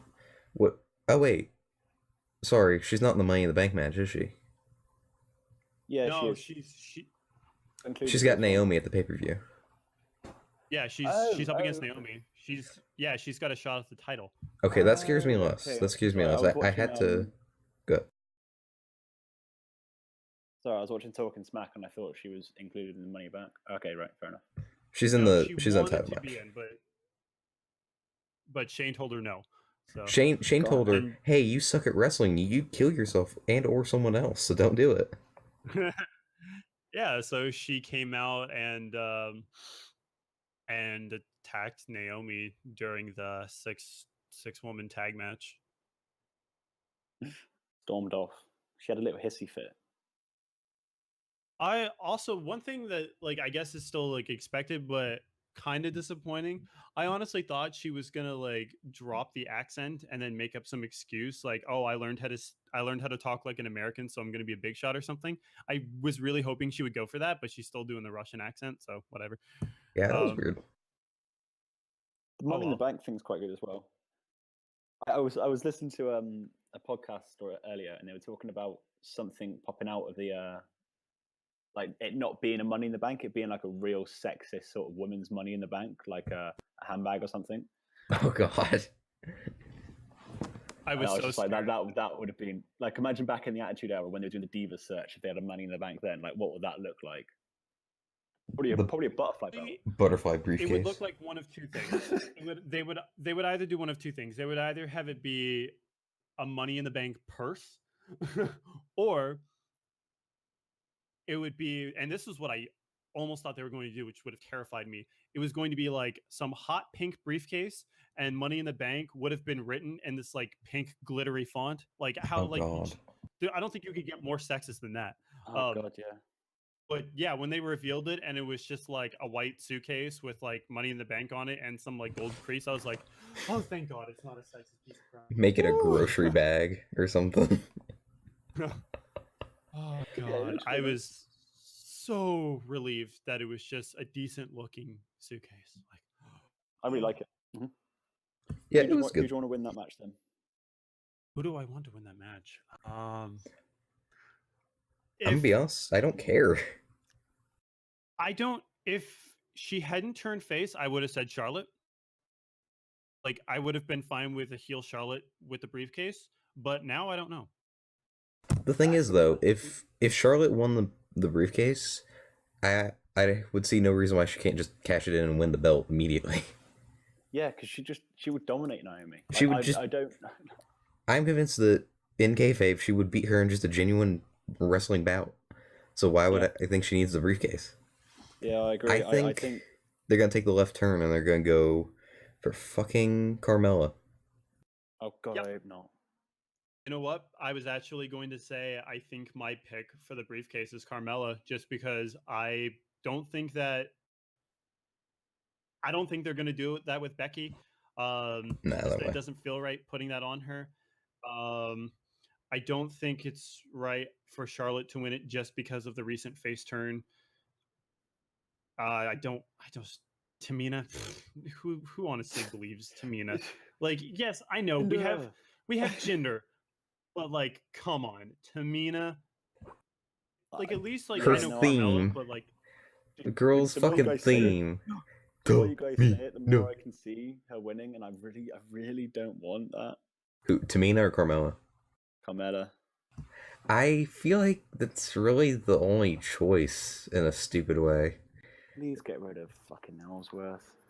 They could still do Charlotte, honestly, because I mean, it's not like Charlotte's like a fucking. She's not high-fiving fans and kissing babies and shit. She's just kind of a arrogant person who is currently aligned with Becky Lynch and Naomi. What the fuck is that? Charlotte back to just her old ways. They did that with Flair millions of times. I don't know. Not out of the realm of possibility, but I feel like they're also going to do big things with Charlotte, and they want to like try some face stuff with her first before flipping her again. Maybe. I could, like, I don't think I want to see this happen, but I could possibly see Natalya winning it and then failing to cash in, maybe, or they just give her like a thank you run.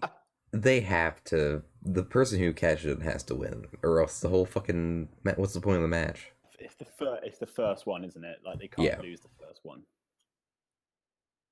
So whoever's winning this should win a title. It's probably going to have to be Carmella. Like, yeah. Unless I don't know if it was you that said this, Peef, but someone had said this, and I disagreed with it. But I also thought it'd be funny. They put the title on Lana, and then enter Naomi in the match and have her win the Money in the Bank. Oh God. Oh God. That was not me. Yeah, that sounds like terrible. Someone said that, and I'm like, that is literally the worst case scenario. Especially since Naomi would break her neck in the match. Oh yeah, I mean, there's going to be some broken bodies in this match. Over not, under, like, in a good way either. Over or under 3 people get hurt. I can see it. You can prepare for like a steel cage, can't you? You don't have to really ram yourself into that too hard. But like, you're getting hit by ladders in this stage. What are they doing to like really prepare? Obviously, they're wrestlers, right? So they're going to be strong. They're going to be like, they're getting knocked around the ring. It's not an easy task. You're not nobody is as strong as a ladder going really fast at your face. Joey Mercury proved that. I wonder how they're going to prepare for that. And also, this is how you do a TLC match. someone's gonna take a really stupid bump.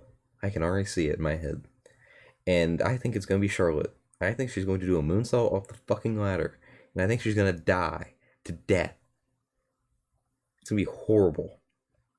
This match is going to be horrible.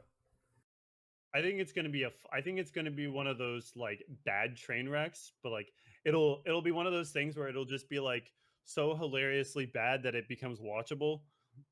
It's gonna be like the Intercontinental Elimination Chamber. No, I don't think it could be that bad, strictly based on the fact that there are ladders involved, and I don't remember the last. Like, when was truly the last awful ladder match? I mean, they also don't give random ass people who've never had ladder matches anymore. But yet here we are, giving 4 women who have probably never been in a ladder match in their life a ladder match. I'm assuming Becky Lynch has been in one. I know Charlotte hasn't. I know Tamina hasn't. I know Natalya well, maybe Natalya. Because she spent a lot of time in, like, Shimmer and shit, didn't she? She's been in some stuff. Maybe Natalya, definitely not Carmella. None of them are experienced. Yeah. Really to carry this match, and I'm interested in what they're going to do. It might be, to be fair, they might just make it a pop show. Like, they just might have it spots. But I mean, what spots can they do without killing themselves? With inexperience in this kind of match. They kill themselves. Fair enough. Like, why not? Why not go for it? It's the first one. Make a fucking spectacle out of it. It's the first one. Make sure it's the last one. Yeah, I don't know if any of these people have actually been in ladder matches before. I'm just looking into it, and I don't think they have. I don't believe any of them have. Which is kind of interesting. We were worried about Nakamura for not being in a ladder match. I'm like, this is probably the first ladder match for all of these people. Yeah, this is gonna be really bad. It's gonna be interesting, to say the least. It's gonna be bad. Well, yeah, it's probably gonna be bad, but there's always that part of me that hopes it's like a TLC 4. That'd be awesome. That'd be great. I am rooting for these women. Don't get me wrong. I want them to succeed. If they succeed, I will be the happiest person on earth. I don't want wrestlers to not succeed. However, I have eyeballs and a brain. So I know how these things go usually. Me too. So it's going to be real bad. What's the highest rated ever women's match? Is it the Sasha Bailey matches? I think 4.5. At least from the melts, it's probably one of their matches, yeah. Fucking tuna melts over there. Tuna melts. That was And I had a tuna melt last week. It was banging. Oh my god. But y'all have some fresh fucking fish over there, don't you? Hell yeah, we do. Oh my god. Lucky ass. I live in fucking inland Tennessee. Beautiful. This dude's in Taiwan. Yeah, I don't think. Or Thailand, or wherever the fuck. Thailand. I don't live on a friggin' island. Are you kidding me? Thailand? Yeah, that's where I live, man. Fair. Great food here. That's why this call connection is like halfway shitty, because one of us is in Britain, one of us is in continental US, and one of us is in fucking Asia. Yeah. So, looking at the rest of this show, was there anything else, obviously, besides Fashion Files, which was amazing, that stood out to you as being decent at least? Nah, I can't fathom caring about anything else on the show. The AJ Styles Ziggler match was solid. But why'd they do it? If you're going to do that, why not do it last week? Yeah, Ziggler going over last week was really, really weird. I guess he needed some form of legitimacy for the Money in the Bank match. Because when's the last match he won, period, right now? Besides the AJ match. But why? I don't know. No one takes him serious anymore. Nope. Isn't he going to go do stand-up next year anyway? Probably. He's going to quit sooner than later. You can see it in the way he's wrestling. Of course something great happened. Yeah. Okay. So I kind of liked the setup for like the Mojo match, because it was like, it was true. Like Mojo's like, I've been a ghost since winning this big ass trophy. don't I have anything? I'm also the only guy that's beaten Jinder since he's come over here. So like, what's going on with me?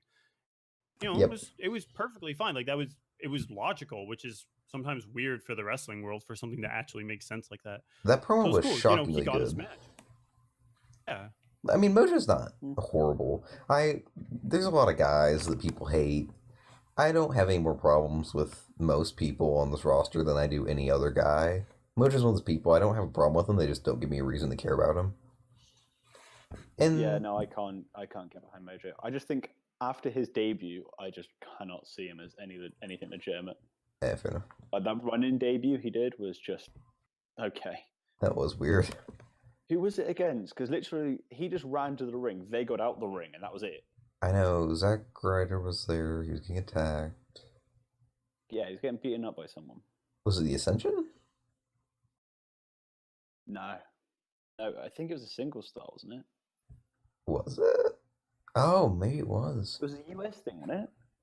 It was who? Was it was the IC thing just after the IC? Was it the Miz? Was Could have been the no, Miz. because that would have turned into something else. Was it? Am I gonna have to look up Mojo's fucking debut? Yeah, I don't really remember too much with Mojo.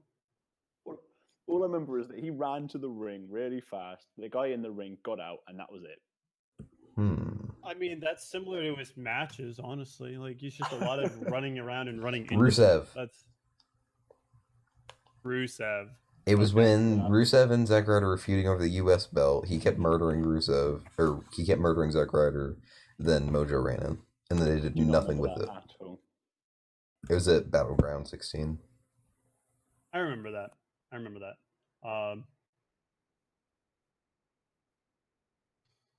The match itself wasn't good, though. I didn't it was very bad, actually.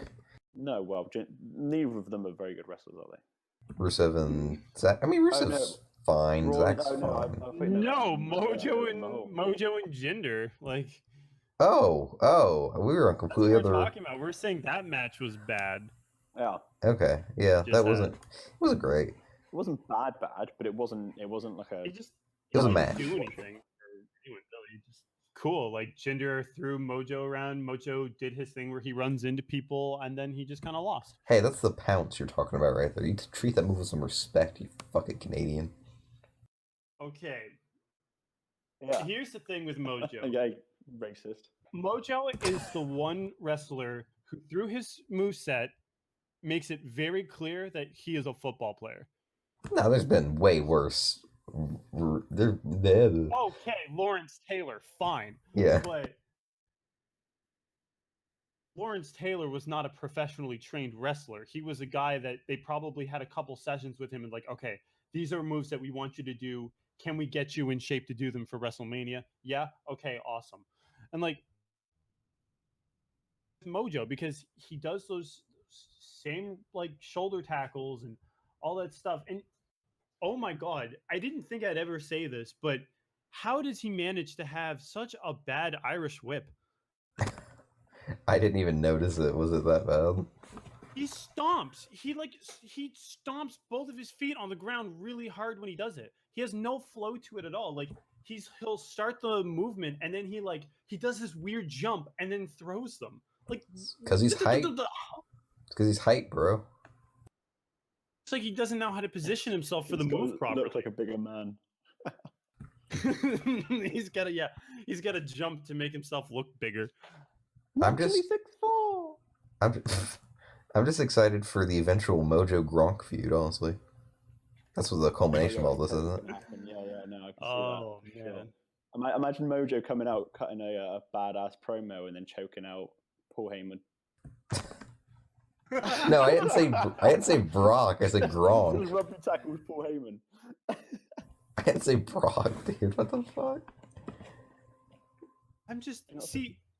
I think Here's what's Nah, it's a Gronk. Rob Gronkowski. Here is what scares me. So, to the NFL, this is not a possibility anytime soon, but I almost feel like at some point in the future we will end up having Mojo Rawley and Gronk as a tag team together. Like even if it's just for like a spectacle match, that's It'll scary, happen. man. I'm honestly really down for that because if they do it in the right place, that can get so over. Yeah, if they do Rob, it in Rob like Gronkowski if they is do it in Boston, yeah, he is a force of nature for Pats fans. yeah, they love him for good reason, but he is super good at what he does. And I wish he'd stop being good at it. Yeah, me too, actually. Steelers have not upgraded from the whole don't cover Gronk scheme, and it's not great. Yeah, Tampa's the same when we play them. We just kind of forget that Gronk's there and we lose. You don't get him every year though. You got a little bit of a break. That's true. We only get him. We get the Pats a lot in like preseasons, but yeah. Different conferences, so it's once every 4 years, it's like the Olympics. Fair enough. But when we do get him, it's really annoying. Fair enough. But yeah, besides that, like there wasn't anything too great on this show. I do want to touch on something though, on the point. We mentioned it a bit earlier, but going into it more. KO getting pinned 3 times against Nakamura. Yeah, that's weird.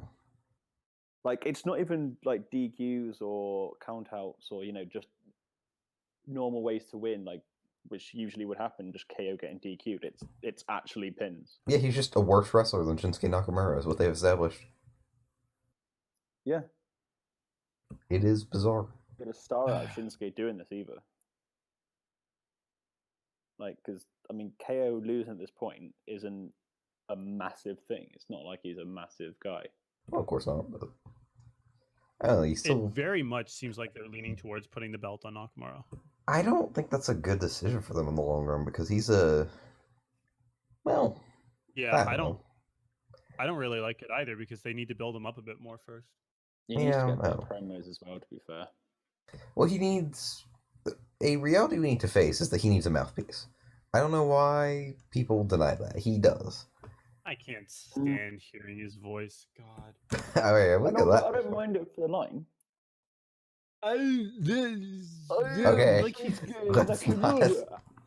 Let's let's keep it racially friendly here. How his name is actually. It is racially friendly. I'm imitating. I'm not trying to be like a racist here. I'm literally imitating what he sounds like. Okay, I'm just throwing it out there. I did the same thing with Titus earlier. Like Titus, like fucking slurs every other word. He does. Like, you can't understand what he's saying. Good for him, because like his real name is Nakamura Shinsuke. It's not Shinsuke Nakamura to him. So he's like, imagine turning your name on its head and then just like saying your name backwards. It's so weird. I mean, yeah. Is that how? Well, I mean, his name is still Shinsuke Nakamura to us. It's just because like for some reason Japanese people. Shinsuke, but in Japan they go last name, first name. Yeah. So his name is Nakamura Shinsuke. So he's got to switch around and all this weird stuff. Yeah, I mean, I guess he's probably gotten used to that by now, given how much exposure he's had to like, non-Japanese wrestling scenes. What's that? Because obviously, I wonder what his English is like in a casual conversation. Because obviously, doing promos and just speaking English is completely different. He did talk as Jericho, and it's pretty similar to how his promos are. Yeah, like they're still a very thick accent. Yeah, I think he can still speak the language. Like he knows the language, he just can't speak it very well. You can know the language all day long, but if a crowd in fucking Tampa Bay can't understand you, then what good are you doing really talking? Yeah. About that, and it's something that I've been thinking about for a long time too. He does need a mouthpiece. He needs somebody with him that can just talk for him. Otherwise, he's probably going to have a hard time getting over. Yep. Japanese. That element of mystery is like actually quite appealing, and I think that's probably what made it so appealing in NXT as well. Like his debut, people were like, "All right, so we know a lot about. Well, we don't know a lot about Shinsuke Nakamura. We know a little, but he's coming over. He's a massive deal, and he just makes a debut. Doesn't speak. Doesn't do much. Speaks Japanese mostly." I mean, for example, and well, here's the thing. and I do have an example to go with this. I know it's NXT crowds versus main crowds. Like they're much different. NXT will pop if something cool happens. The main roster crowds, you need a little bit more with them. But an example that I wanted to tie to with Nakamura is Asuka. It's usually like a couple of words because she can't really string the words together too well. But when she does like burst out like random Japanese stuff, the at least the NXT crowds, they go nuts for it. Like, because when she does that, it usually means that she's going to kill someone. She's about to murder. She's going. She usually does it really angry as well.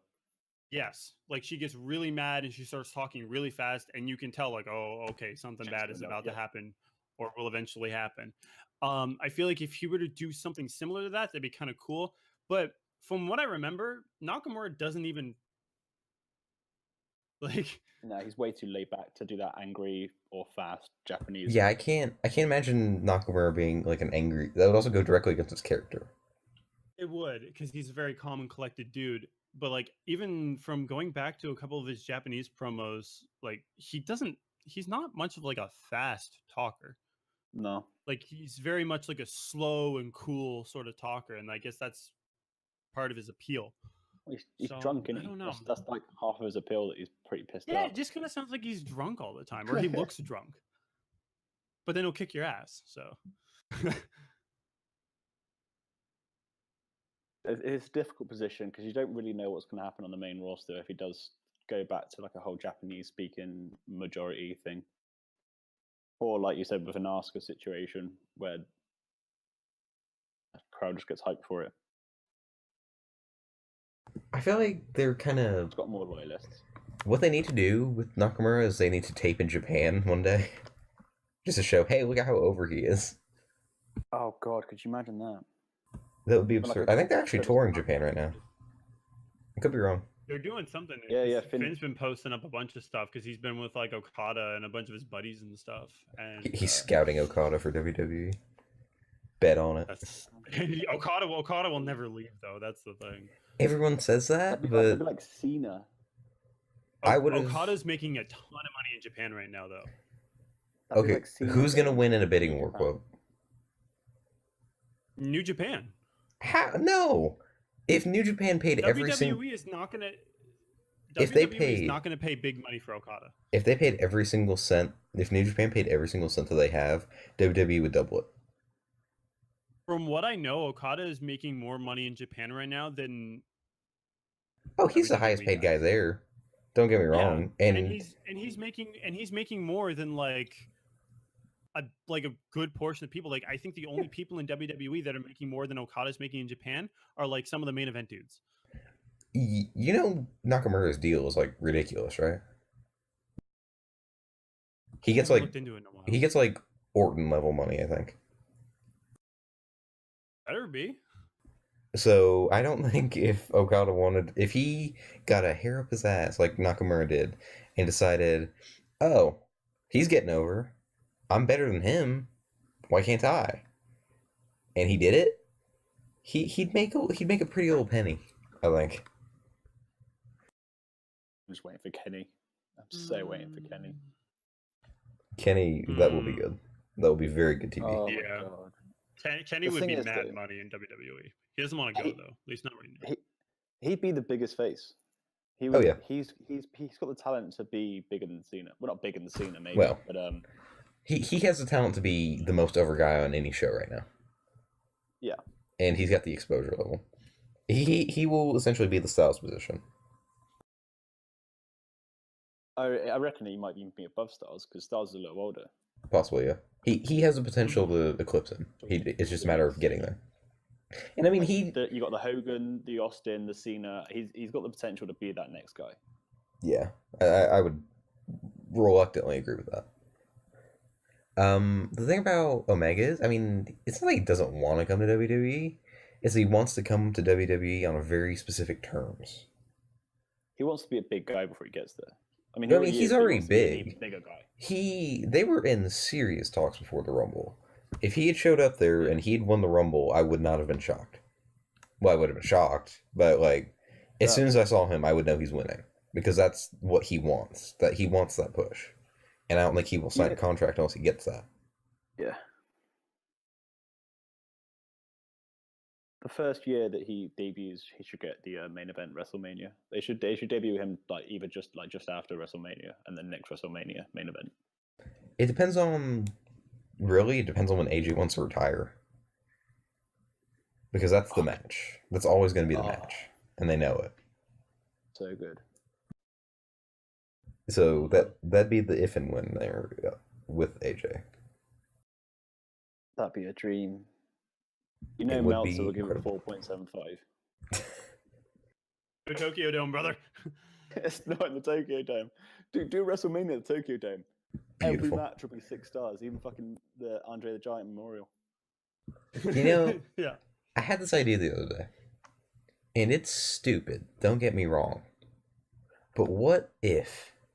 You remember I think it was WrestleMania 2? The format where they ran it out of like 3 different cities? Oh, yeah, that was terrible. Yeah, and it was like a complete failure. Yeah. But what if they did it better? Because look at the amount of roster they have. And look at just... Or do like one in Tokyo? Do one at the Tokyo Dome, brother. Do one at fucking whatever your British shit is. And do one in America. And make all the money in the world. Literally. Yeah. I mean, we haven't had a big pay-per-view since... well, there was a B show, which I forget what it's called, but SummerSlam was the last A show we had. Yeah. I mean, to be fair, you can't really make money as an American company by running shows in Britain at Britain times.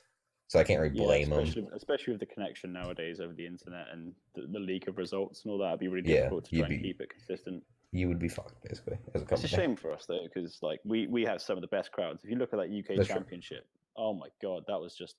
The heckles in that were beautiful.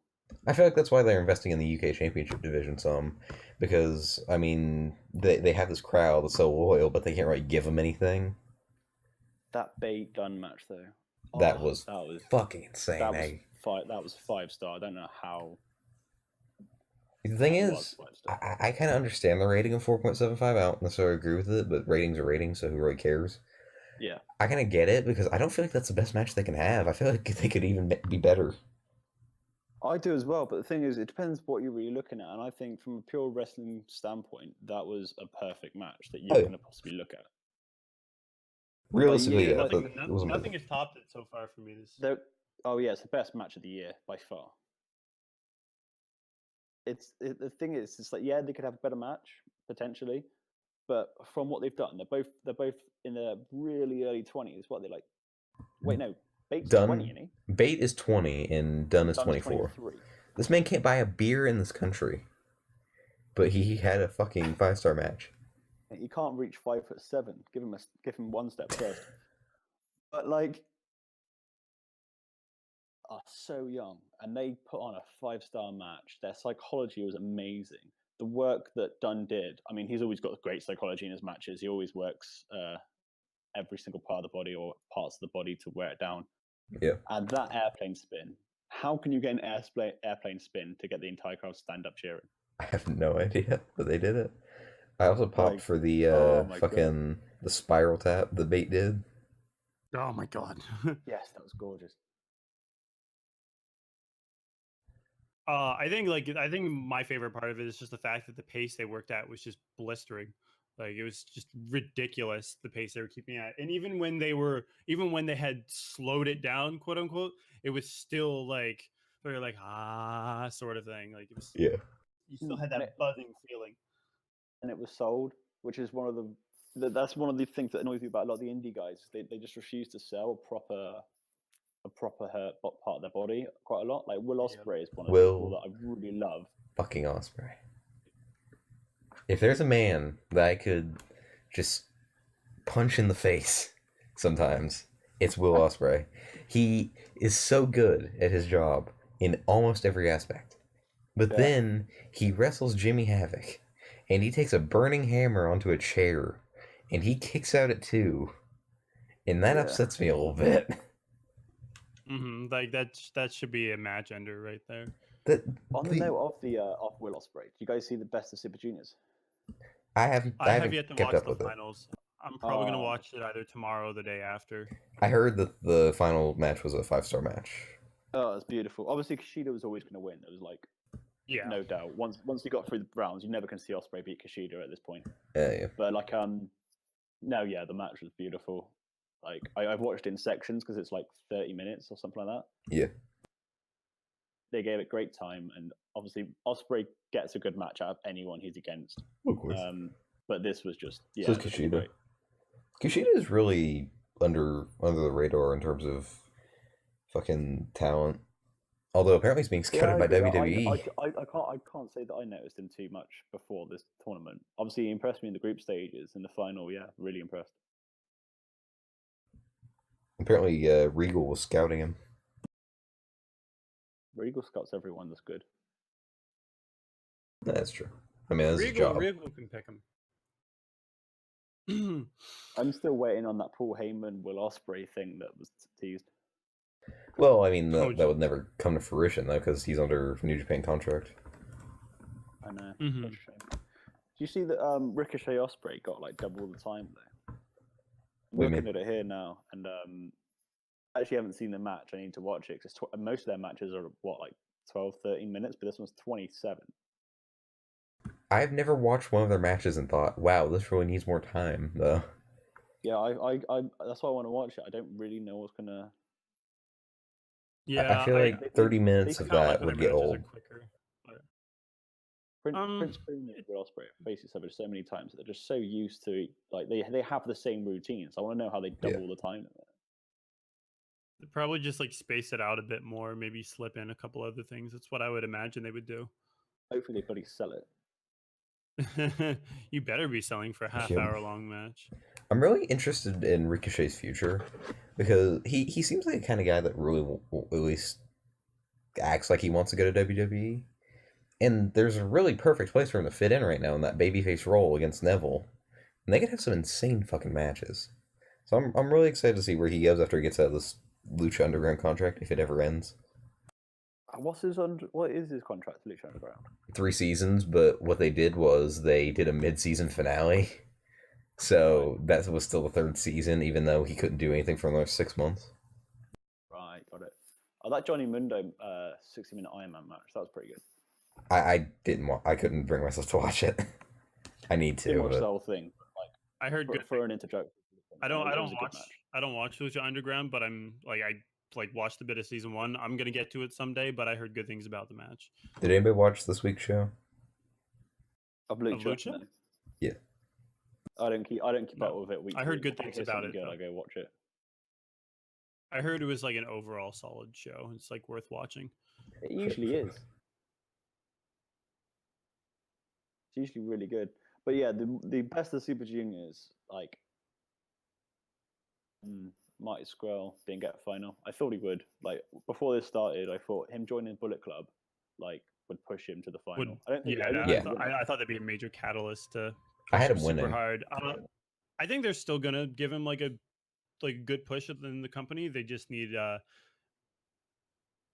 a couple other things first with him. And I think they still want to give Kushida another spotlight. Well, yeah.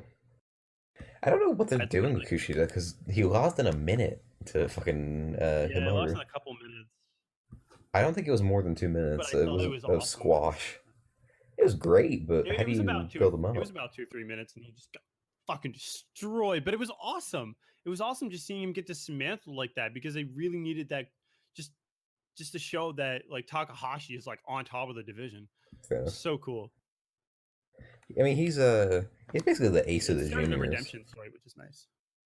Well, how do you redeem a guy from being the? I don't know. It was weird, kind of, to me. You know how? You have him win Best of the Super Juniors. That's how you do it. I really didn't like the booking of him in the tournament itself. Like he should have. I think he should have looked better in general in the tournament. Like he lost to like El Desperado or something stupid. Yeah, he should have been more dominant. Because Group B was like really close in comparison. Yeah, it was like I think everyone was tied on the last day. Or until the last day, rather. Yeah. Fuck Tai Chi. Fucking Tai Chi. Oh, Lord. We should probably wrap this up. We're going for about 2 hours. Yeah. So last thing I wanted to mention before signing off, there was a study put out recently, and I think it's been catching a lot of people's attention. So and this study probably isn't super accurate, but I think like as a general guideline is probably like decently spot on. So a study says that the median age of pro wrestling TV viewers has nearly doubled in the past like decade and a half or so. So the average the average wrestling viewer would be around like somewhere in their late 20s, like if you're looking at like the turn of the century sort of thing. But looking at it now, apparently the average viewer is like somewhere in their late 40s, early 50s. And I was talking about this earlier with Peef, and I wanted to bring up a couple points why I think this is the case. One of the major points is, of course, older fans have stayed with wrestling while it's been really difficult to draw in newer fans. And another major point, and this isn't actually a point towards wrestling, but it's toward the industry in general, is the fact that younger people aren't watching TV. People are still watching TV because it's something that they're accustomed to, and they aren't really the type of people to adapt to the newer digital media. But like us, like we don't watch TV. Like do either of you watch TV? Like be honest. I watch Raw and SmackDown. CZ, do you watch TV? I don't own TV. I left it at my mother's house when I moved out. Okay, there you go. And I don't watch TV either. Like I don't even think we have cable here. Like my parents use like a digital box to get all sorts of shows and stuff, and I just watch stuff on my laptop. We don't watch TV. So so honestly, I think that's a really solid reason why that study is kind of saying that, oh, older people are watching more wrestling. Yes, older people are watching more wrestling, but I think older people in general are watching more TV than younger people, which is why that study is showing what it's showing.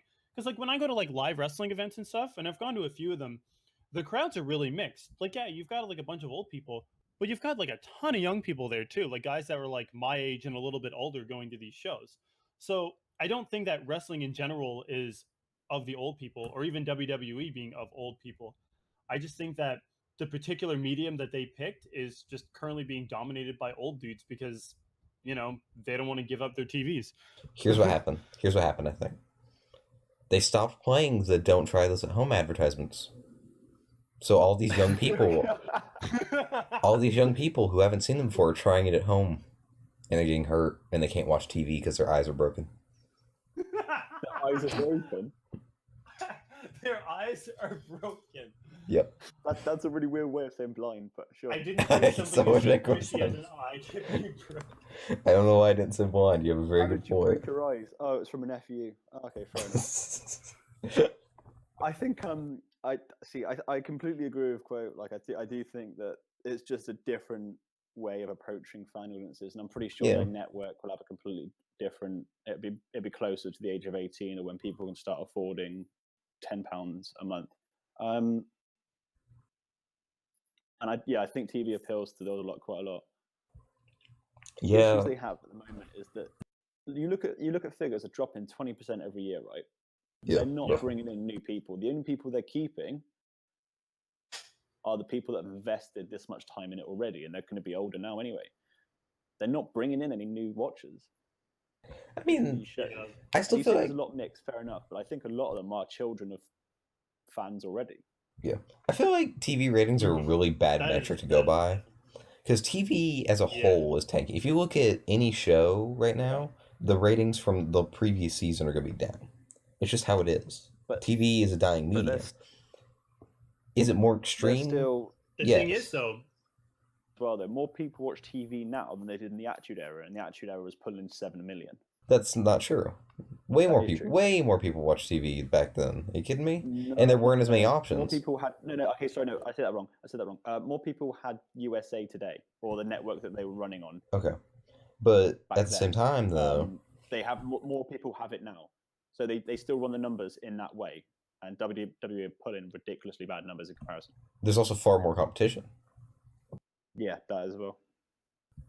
especially right now with the Oh. NBA playoffs running and the NHL playoffs. There's all kinds of shit going on right now. Of course, there's an extent to it, which is their fault. I'm not excusing bad ratings. Don't worry. I do understand that there's a part of it that is their issue, but in the grand scheme of things, a lot of it is out of their control. What's the solution for WWE though? Because they are at this point they are dying. There's no going back. I From wouldn't say 20% they're drop a year dying. is They're peak still business. more than profitable. The thing is, they're gonna have to move away from the TV medium That's right. sooner than later. They're just going to do everything on the network, or I don't know. I know they renegotiate their contract with USA in 2020.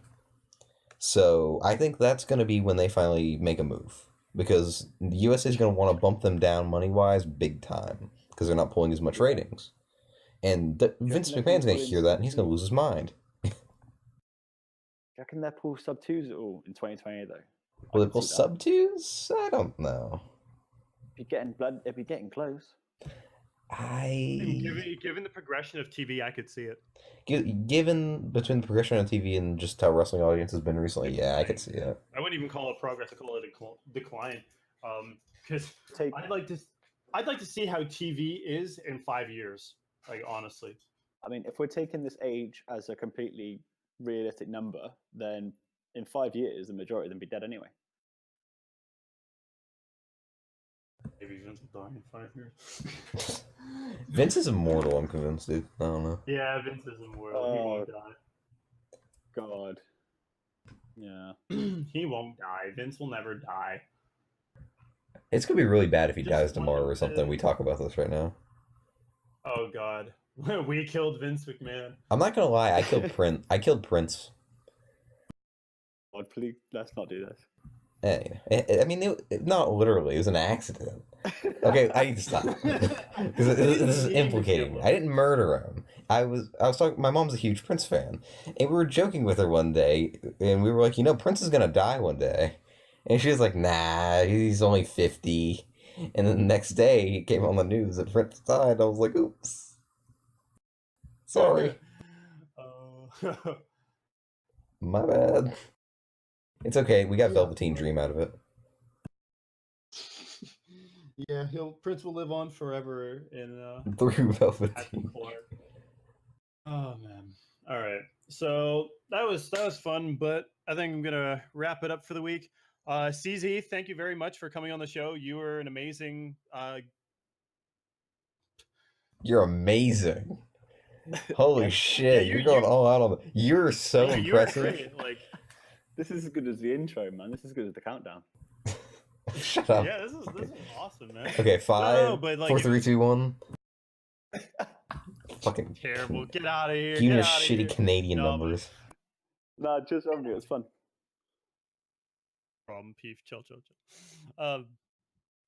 But it was great having you on this week. It was a fun show. We went over Extreme Rules, talked about the shows and stuff. Even got a little bit of other news. We didn't get a mailbag in this week. That's fine. We had more than enough to talk about, and we will bring back the mailbag next week. I'd like to hope that we have Briss next week as well. But I don't know because he's a piece of shit. Just because I don't know. I gotta beat him up. Like he's got to be here. Swap oppositions. Yeah. Give me mod. Give him voice. Yeah. All right. I'm signing off. Peace.